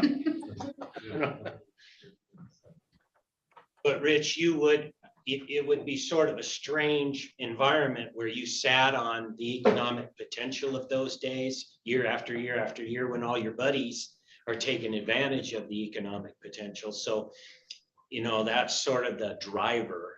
But you painted the story, like all the fish die in the Madison or some some regulation that causes a economic fishery disaster, to right? That is a pretty significant. Nuclear war. Yeah, and I don't know what it is, but and we included that in our adaptive management recommendation. right. That like the trigger of if less than 75% are being used, that they look at is there some extraordinary river condition, economic condition? Do we need further look at the transferability issues or use it or lose it? So that there's some room in our recommendation for looking at something extraordinary that's affecting usage. And understand too, Rich, this is a incentive for people to either transfer, lease, or otherwise Get 'em in use those play. days. Yeah. Because in the BH2, you only have to do 1 day every 2 years to keep your permit. Yeah. And that could be I think several it'll, hundred days. So this is- barring, some sort of pandemic again or whatever, that's gonna just lower the business picture in general, it shouldn't be a problem. Yeah. I mean, Other than, just don't want someone to be sitting on days that they're not using. That just withholds the opportunity for another outfitter, whether it be young or someone that wants to grow their business. And we really don't, that was part of our goal, is to, once this number was allocated, that it's used, Right. not hoarded. Because it supports the local community. Yes. Rich, you could have some of those numbers of how Right, yeah. significant. 22% of the jobs in Ennis come from, or Madison County come from outfit. Dan, I'd like to just touch on the SRP and the river use permit thing again, to make sure this is crystal clear. We wouldn't have a need, and whether we call it a RUP or we call it something else, it doesn't matter. But for this discussion, allow me to call it a river use permit, something separate from an SRP. If the SRP was managed 100% by the department, the state of Montana, we wouldn't have to do this. No BLM. But it is a jointly managed permit between BLM and the state of Montana. And because BLM's involved, they don't have the transferability at a day or trip level that we need. It has to be their entire business. It's back to the Forest Service model again, right? And so that is why we had to come up with another vehicle that the state of Montana owns entirely to be the allocative framework The SRP will continue to work, and basically that results in a parking permit. That's about what it'll amount to. And a reporting. And a reporting mechanism. But the RUP will be a state-owned system under which your days would be allocated to you. And because it's state-owned and we have state law that says you can do this, you will freely transfer them. How would the fee structure on that work? There is no fee structure on this mechanism. What about the cost to administer it for the department? Well, it should They're be pretty, administering it now. it should be pretty darn cheap. I mean, NCHU, we're transferring all the time and there's no fee for it. In fact, they charged a fee for it for a while. And then we just recently eliminated it because there's no, you basically do the transaction and you inform the department. The fees right now are based on your record of use. So however many days you do, it's 3%. 3% of your gross. And that goes to that objective FWP/BLM. So however they've been administering that. There's one other important point when it comes to the BLM and SRPs in the state. It's very important to understand that outside of Wild and Scenic River in Montana, the state of Montana is the only body that has jurisdiction over governing river recreation. So the BLM or the Forest Service they could have rationing of use, but only at an access site. They don't have the ability to permit river recreation up and down the river. Only the state of Montana does. And when we look at other rivers, it's important to realize, you go to the Yellowstone River and there's only one BLM access site and there is an SRP for it. You just pay when you park there and drop a boat in. But at some point we'll likely need a recreation plan there.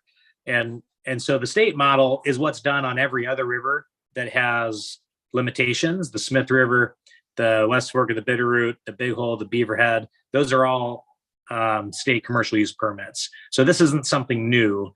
And on the Smith, we actually have also a federal permit. We have a Forest Service permit. So we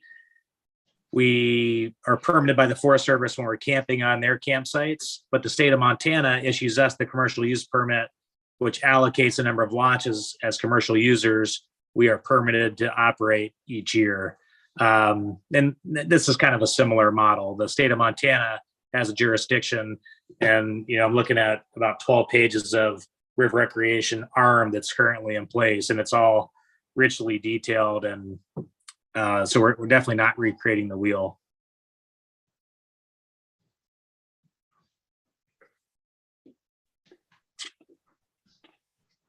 Any further discussion? How about a non-member of the subgroup to make a motion to adopt this?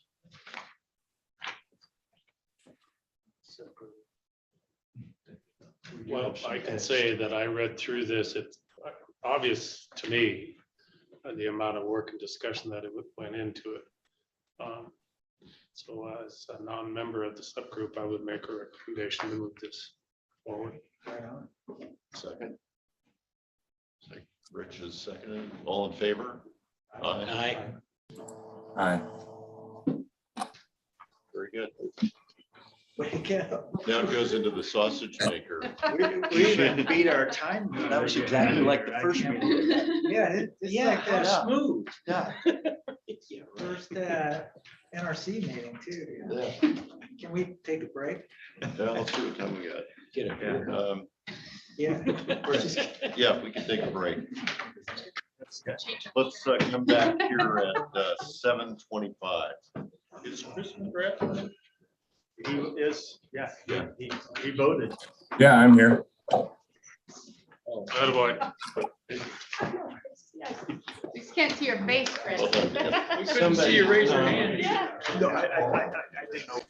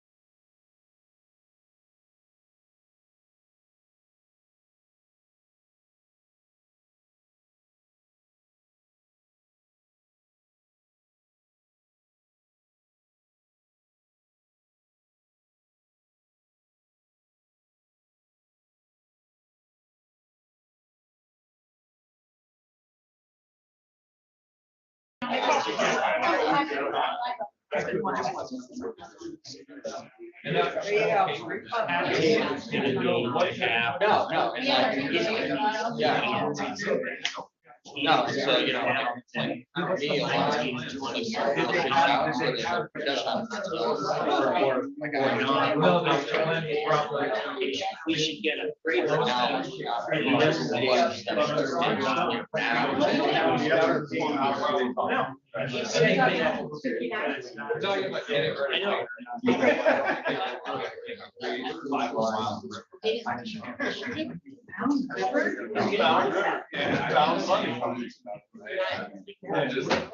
then you have like music. 3%, they're already paying. No, definitely.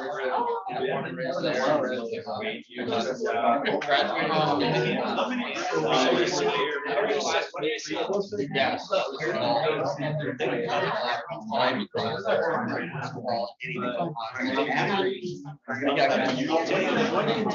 I'll get rid of it.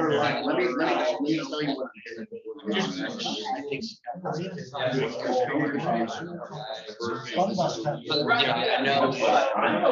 Yeah, no, that's why we all.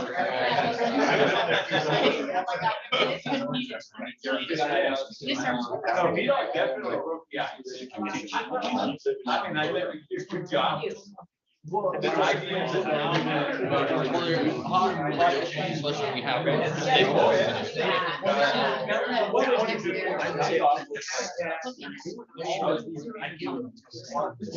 It's gotta be around. It's interesting.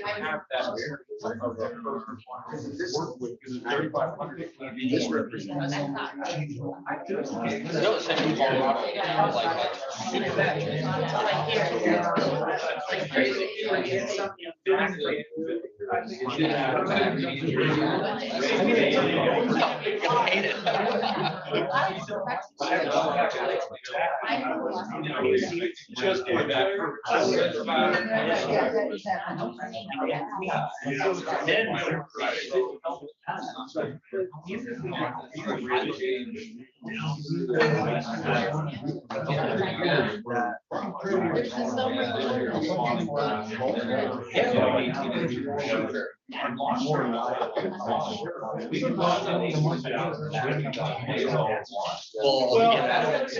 limited options if you don't.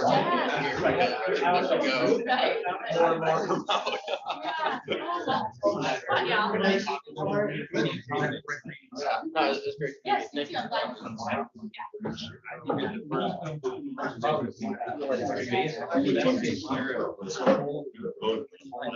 How are you guys? Let's do that again. I'm done. But if you need anything else.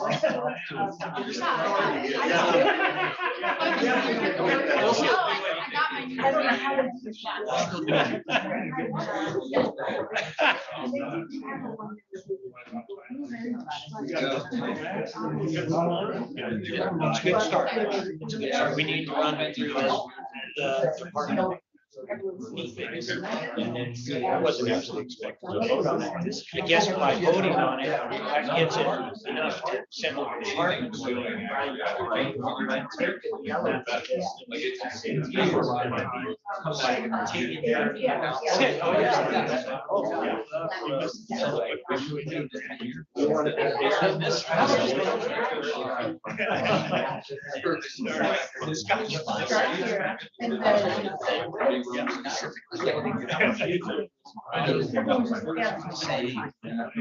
Well, you're not.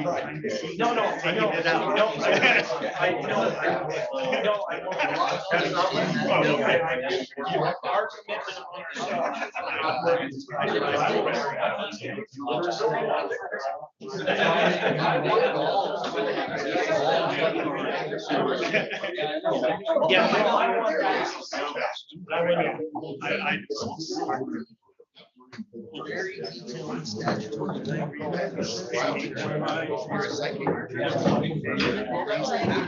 And you know, you need to give them something to chase. So because if you don't give them something to chase, they might pick out something big. With you. So I heard a vicious rumor the other day about somebody earlier, some. All right, recreational- let's call our meeting back to order. Recreational meaning floating. Hopes of getting out of here on time. Like Okay, from, let's go. So I'll ask you. Dustin Temple is gonna make a few comments, enlighten us about what happens next with this action that we voted on.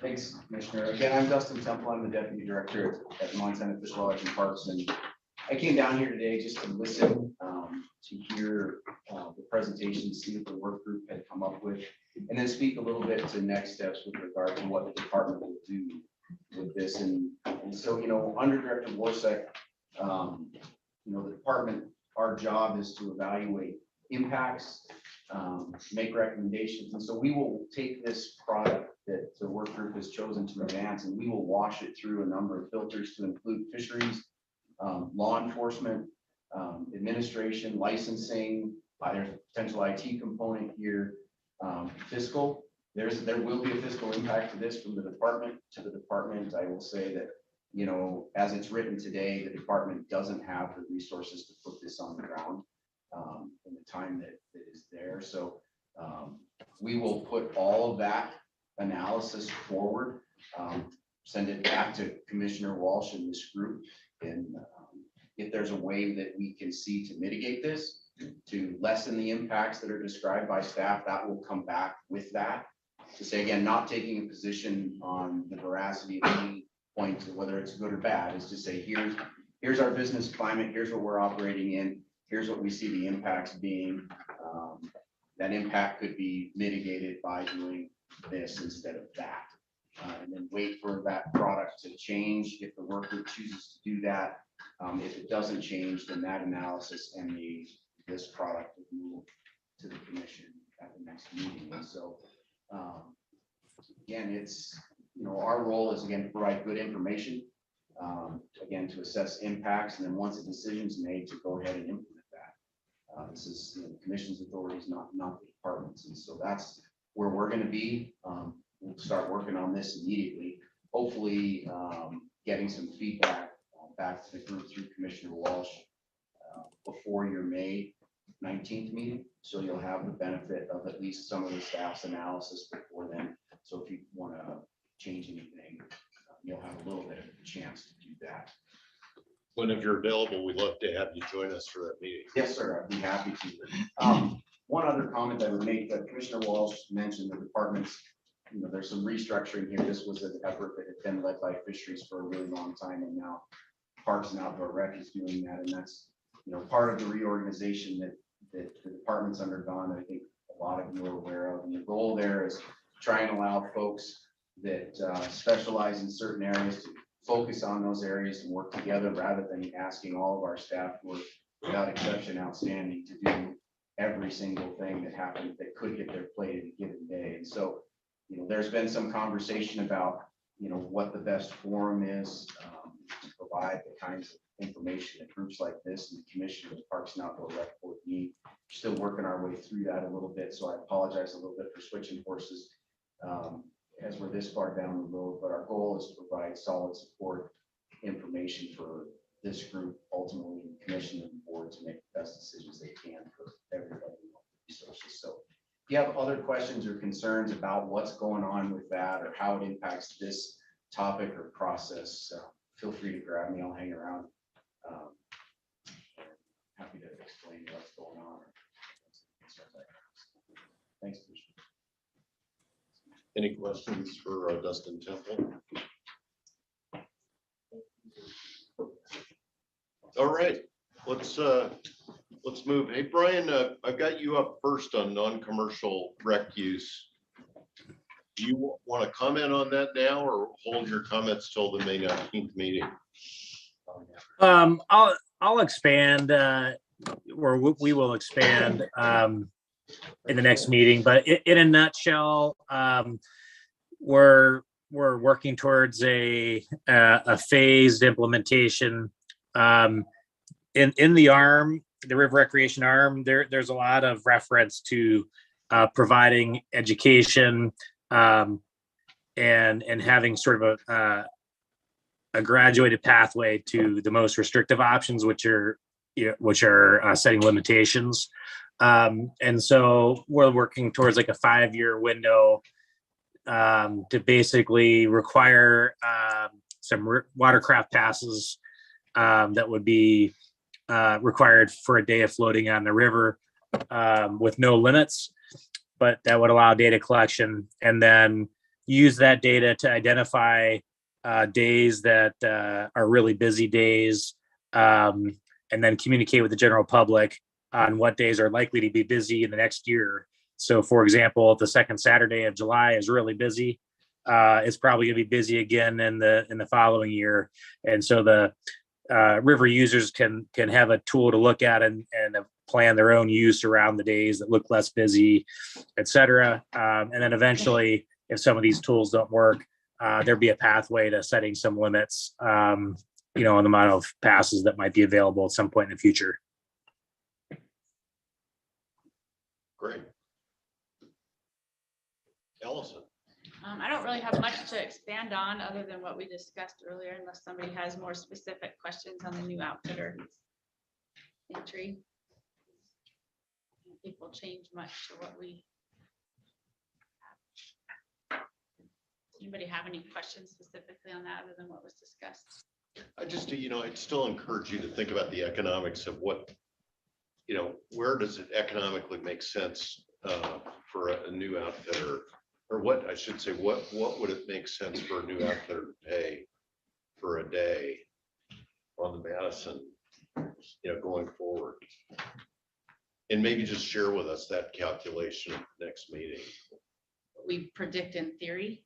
In theory, right. Right. Like, Yeah, I mean, like I can tell you what a private company sells for. right. Anyway. Yeah. We'll come up with something. I think this group ought to know what that number is and provide that to the commission. Okay. John, I know you're ready. Yeah, this is Charlie Sperry's been coaching me a little bit. And thank you, Charlie. He's been a great resource. He's been incredibly responsive. And this is just a point of process that we need to vote to move forward the effort with the FAS improvement process. And so I typed this up. You guys have got it all in front of you. I'm going to read it and then hopefully we vote unanimously yes. Dear Montana Fish, Wildlife and Parks Director Hank Gorsuch, we, the Madison River Working Group, would like to advise you of our unanimous vote of approval to move forward in recommending FAS improvement projects at select Madison River boat ramp sites. We have identified Barney Bridge, Ennis Bridge, and Lions Bridge as top priority boat ramp sites, which are high trafficked areas and the highest need of improvement. Windy Point and 8 Mile boat ramps are next on the priority list. We realize that Lions Bridge site is owned by the National Forest Service and Windy Point site is owned by BLM.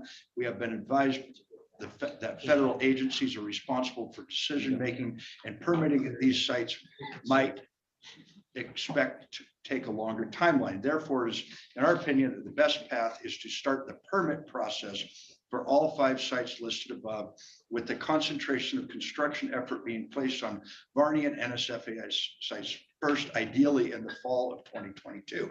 John Sampson will act as the Madison Working Group representative for the FAS improvement effort. We request that Charlie Sperry, with the assistance of Hope Stockwell and other Parks and Outfitter Recreation Division employees, be empowered to commit the necessary time and resources to move the FAS improvement project process forward as soon as possible. We appreciate the opportunity to use the $150,000 presently appropriated by FWP for FAS site improvements. We understand that it is suggested that $50,000 per site for 3 sites total be used in the first year. In light of the extended time it will take to permit Lions Bridge, we suggest considering, if possible, using $75,000 each for Barney and Ennis sites, $150,000 total in the first phase. The Madison Working Group will also explore other grants and private funding to augment the currently appropriated $150,000.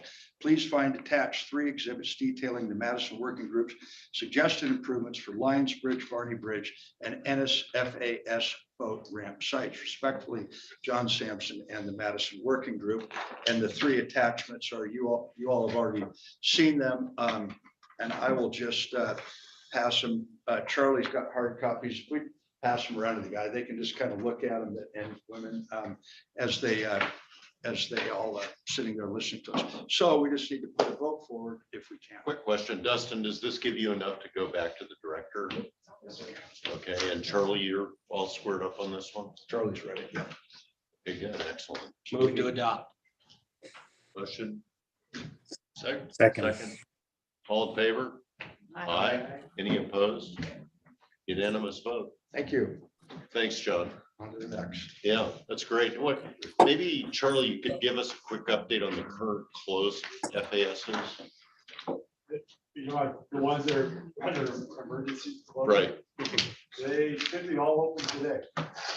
Oh, that's great. Yeah, the last one was Ennis, and I read an email requesting that the legal staff rescind that emergency closure. They cleared it out. I drove by at 3 o'clock tonight, Ennis. There were bulldozers and they still had it all blocked off, but they were working diligently. I can assure you they were very much motivated to get it open as fast as possible. Yeah. Within reason. That is fantastic news. They were Wow. doing right. Yeah, well done. Yeah, kudos to them. They did do it. Mac, Yes, sir. update on the ambassador program? Well, we had a exchange of emails that prompted a impromptu meeting today, as a matter of fact. And met with John Malovich over at the home of Scott Vollmer. Myself, we roughed out an outline for what will be the operational plan. So the operational plan is a document that takes the conceptual part of this and turns it into an enabling document. If you could consider a handbook, if you will, that could be handed off one year to the next, that's the substance of an operational plan. It'll include a budget, it'll include the operations, how we do it, where we do it, the scheduling that Dave Cumline has worked on, that type of stuff, being captured into one single document that would be floated around and offered to look at. I think I should give it to John for a minute or two because he's done yeoman's work at gaining some staff this season. I would preface this and in our own excitement, I think we forget this a little bit. Remember that we agreed that this would be a pilot project.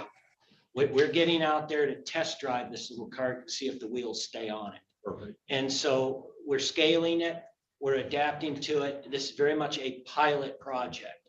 But I want to hand it to John with on the Madison River Foundation for a moment to kind of outline some of the staffing elements that he's done, because I think it's worthy of you all knowing just how much work they've done.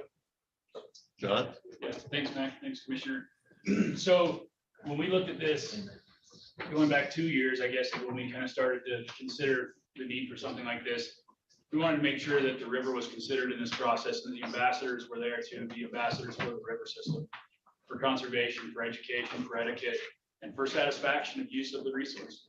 So we had an opportunity to bring in a Montana Conservation Corps intern this year to work with us and with our community of surrounding area along the watershed to do work, to do conservation work, to do community work, and to work with other organizations and government agencies and the work that they're doing that we're collaborating with. So in that process, it occurred to me that there's a lot more work to be done in a 3-month period than one intern can possibly handle. And with our willingness to adopt this ambassador program, I was able to go out and resource and raise funds to allocate directly to the ambassador program and to our intern program. And so we're going to bring in 3 interns versus 1. That's great. And so 2 of those interns, or all 3 in rotation, will be 100% dedicated with the time frame and the schedule that we decide to allocate to be at a couple of these FAS sites for start of day and end of day to help with educating, directing, and just being a presence at these FAS sites to increase overall satisfaction when it comes to the Madison River, but also to educate on conservation, river etiquette, handling, things like that. So we're not intending to be in front of anybody's space. We're not intending to slow the process. In fact, the opposite. We want to help expedite the process when someone comes in from entrance to ramp, or from ramp to exit. But in that same process, we want to make sure that we give them something that's beneficial that they can put in their vehicle, carry forward with them, and reference again. And so these maps that John and the folks have put together will actually be a reference point for us to do a cut sheet that we'll be able to hand out to folks, along with signage and other things to help better the traffic flow, better the in and out process, and then make sure that those that maybe don't know about certain aspects of etiquette once they're on the river, or fish handling techniques, or picking up your trash or whatever else, we're going to help provide that for them. So one of the groups that I have looking to help fund or sponsor is also going to provide a recycled material mesh garbage bag for the river that we'll hand out to folks that they can keep in the boat and use to fill with their trash, carry it out, it won't retain water. So cool little things like that we've done. And that's come through the funding of our membership to donors and anglers and conservationists that have concern about how people perceive the Madison River worldwide. And so they want to see this program succeed. So that's why we've been pushing so hard to make it happen.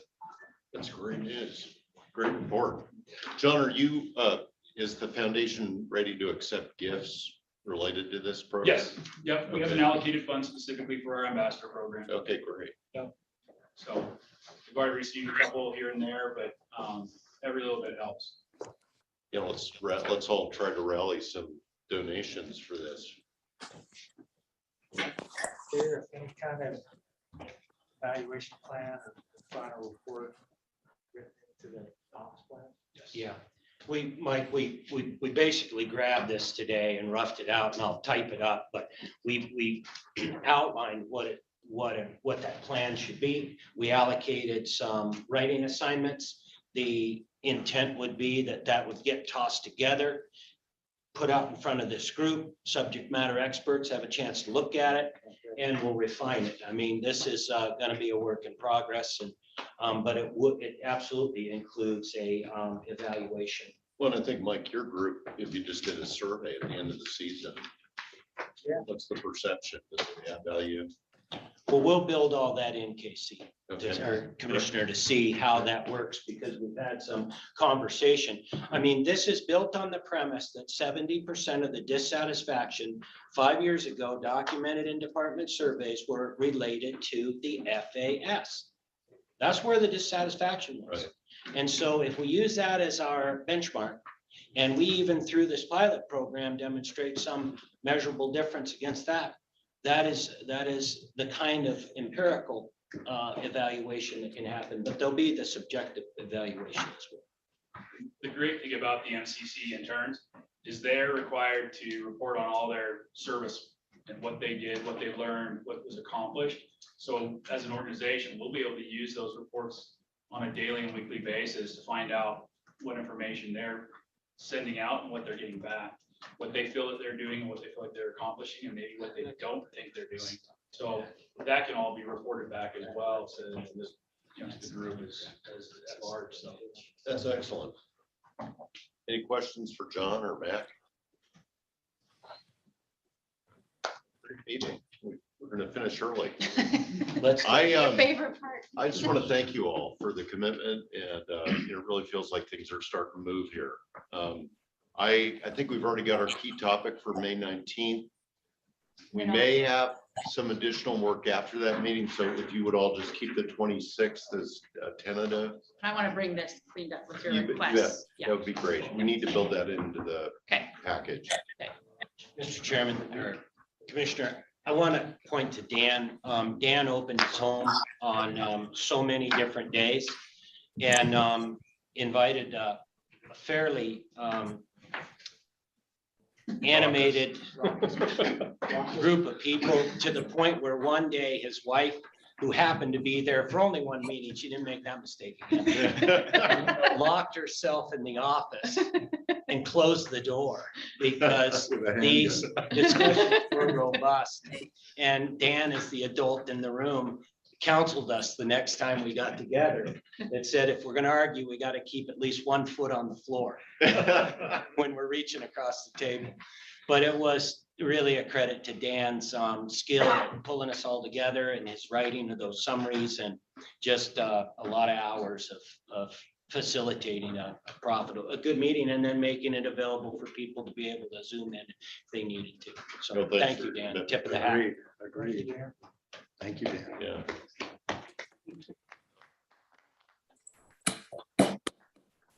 It was a learning experience for us all, and quite a process to go through.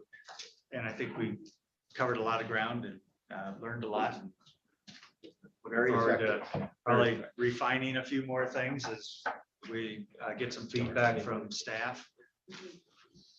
Go ahead. So, thank you. So I want to just kind of dovetail on Dustin's comment about the next steps here, and just relay that after we went out for public comment on elk regulations, I know I was involved in several public meetings. I know you were Commissioner Byorth, and throughout the state, the regional offices will host open houses and CAC meetings on a number of topics, but I think this is one that where we would certainly want to have some kind of open house down in Ennis to get a broader range of feedback on the proposals. And I just want to make this as transparent and open to the public as we possibly can moving forward.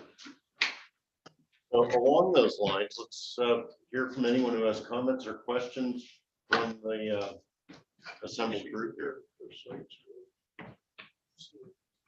You know, I can't help myself, right? Last meeting we did. First, I'm Nancy, Director for Workgroup Fly Fishing, since I haven't met you. Thank you. Thanks, everybody, for everything you've done. There are a lot of very positive things today, and progress is happening. Thank you. I have 2 things to share to just think about. On the access improvements, I still would like to have some information for us to know about the Barney in front of the boat ramp, the shallow rocky area that is not safe right now. And how can we help make that safer? The other thing is on the commercial discussion and the charitable contribution trips discussion in that element. I'm very in favor of that. I need you to study a little more detail of how exactly the SRP does manage and watch the reporting of donated trips, and consider things that any form of pay to anyone is supposed to be counted somehow. And can we still have those trips not be counted off the SRP number, but be allowed to pay guides, pay for shuttles, and pay for lunches? I think it's an important charitable thing, but we got to cover the rules. And thanks again for all the time and effort. I really appreciate it. Thanks, Nancy. Any other comments? I got one. Thing I guess kind of the can that keeps going down the road is it's a limited resource. You know, at what point are we going to define how many people can be in a certain section of stream and have a good experience? And I think that's the ultimate thing everybody wants. You know, starting with commercial use is a beautiful thing. And I think just to throw it out there, I think it's a premier stream. You go to a premier ranch, you're going to pay a fee to be there. You should have a Madison license as a non-resident, additional license on top of a fishing license. It would go into a conservation fund for the state, which would then improve other fisheries in the state. It'd be just for fisheries only. And you could actually buy some water maybe in the Big Hole River, and it would maybe reach Twin Bridges and increase some opportunity for new guides and more fishing. And you know, everybody pays for a quality experience, and they don't want to be out there for a less quality experience. So at some point, we're going to say, okay, we can have 100 anglers per section that are non-resident. And unfortunately, the harder part comes behind that, which is going to be how many resident anglers can we have? per section. And you can buy a license then online and just buy a license for that day. in that section. Outfitters would then have to have their, like, once you have these things, you know, your limited days, they would have to have their clients buy licenses. It could become available like January 1st. You'd have to pick a section, but at some point, we're gonna have to deal with that. And the sooner we deal with it, I think the better off everyone will be. And I know that's gonna be a real WWF match, but it's a match that needs to be played if we want to maintain the quality. And it's not just about the fishery, those fish, you know, minus some sort of crazy environmental thing, they're gonna be there. You're not gonna chase them away. The habitat, but you know, just the whole resource is too good from that standpoint. The question is, how many you're gonna catch and how many boats you're gonna bump into, you know, from the public and everyone else. So anyway, just something that we all need to think about the next step. This is a great first step, you know, because we're starting. But I think the sooner that we wrestle that bear, the smaller the bear is gonna be. You know, the longer we wait, I think that bear grows, and it's gonna be harder and harder to make a quality experience there within some parameters. And that's kind of, but you guys done a great job. Thank you for all your effort and work. It's never easy. Thanks, Randy. Thank you. Todd? I have one comment. There's going to go into several. I agree very much with RJ as far as the Big Hole and Beaverhead rivers.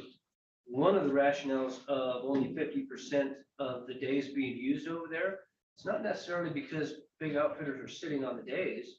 It's because those days are unusable due to what we're going through with drought conditions, warm water, the pea soup that goes into the Beaverhead. I mean, really have to think about that. And that needs to be represented properly because it affects the Madison River dramatically.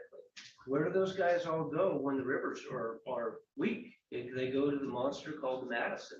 And that leads into the point of, you know, we do have to be concerned. You know, Mac made a point as far as the commercial regulations being mainly social. I mean, yeah, I agree to it to a point, but on the other hand, you know, not to be a blowhard, but it is true to a point that, you know, 90% of the fish are caught by 10% of the fishermen. There is something to that. We do it for a living. So the commercial users are affecting fish and catching them a lot. And, you know, when we have drought seasons and we have things going on with other rivers, the Madison River is also going to be at a weak point too. Just look at what it's been through the last few years with the drought. The number of Northwest Energy boondoggles that have happened. You know, this river's been through a hell of a lot. And when things are bad, it's where everybody comes, right? So we're putting a lot of stress on the river when it's bad. When things are good, the river shakes it off and it's no problem. So, you know, I think we really have to look at sustainability numbers. I mean, economy, I've lived in the community all my life. I love the community and the economy I care about. But to a point, we also have to think what's going to happen when we do have a problem. Then we really have to worry about the economy, not just how much the economy is grow or not going to grow. We have to worry about whether everybody's going away. What was the number? 22%, 26%? I think 22 of 0.7 of employment comes from the outfitting industry currently. What happens when we do have a crisis and that goes away? So, man, a big advocate for keeping what we got and not letting it go downhill any further than it already has. It's never going to be what it once was, but it can still be good. So thank you for all your work, and hopefully we'll get it done and get it done right for the river. Thanks, Todd. Any other comments? Quick, I just want to congratulate the group and the subgroup and thank you for your hard work. I'm really impressed with the outcomes. You know, I've been tracking this for many years and it seems like it's finally coming to a point where we've reached we're getting close. I hope the process for the out goes smoothly. Again, appreciate all your work, Commissioner Walsh and Dan and all you guys gals for showing up and thinking these things through. Anyone else? Going once? I've got a comment. Yeah. To the gentleman behind you there. So come here 3 weeks, I know you. Come here 3 weeks from now, we'll have a proposal for regulating non-commercial use. But it's really gonna come down to the public saying, I'm willing to fish half as often to have it half as crowded. Because for too long in this process, it's been, well, I should be able to fish as much as I want, but that guy, because of whatever he does, he gets regulated. We can't have that. It's gotta be even across the board. I agree. Gotta be hard and fast limits if you're gonna do it right. It's a limited resource and it needs limited access. And we need to use that money for conservation. I mean, there's lots of things that can be improved. There's lots of hay that's being grown on stuff where the water is useless, basically. We got a lot of surface water that just runs across stuff that doesn't even have topsoil in. A lot of it runs in and they have to use so much of it. If we can come in and use some of those conservation methods to, you know, transfer surface use into like wells with sprinkler irrigation, we could probably save and lease and buy a lot of water. And Pat probably knows a lot about that. I know he's done a lot with water stuff, but I'm just, first of all, it all takes money. But you know, if everybody has to buy a license, even if as a resident, I mean, I'd be happy to pay $5 a day every time I had to go to the Madison, or $10 a day. You know, I'd probably pay more than most people, but you know, for a resident. But a non-resident, there's no reason if they're going to have a really high quality stream that they shouldn't have to pay something. And even the Yellowstone, the Beaver Head and the Big Hole, they should. That additional money is not going to stop any of these fishermen to come here. You know, and we could do great things with that. It's just a really small investment that go a long ways. And I had one other thought I wanted to end on there. Basically, you know, you get more water, it's gonna in these other streams, it'll be good for the whole economy of Southwest Montana and safe trout fishing in itself. But you know, just buying a license online, you know, $25 for a non-resident per day, $5 for a resident. We have a set hard and fast set limits. We got the technology these days. You just go online, buy a license, Warden checks you, it's like, here it is, I already bought it, you know, I'm good. You know, and the best thing we have, you know, in hunting and fishing are the other hunters and fishermen, because everybody wants a quality experience.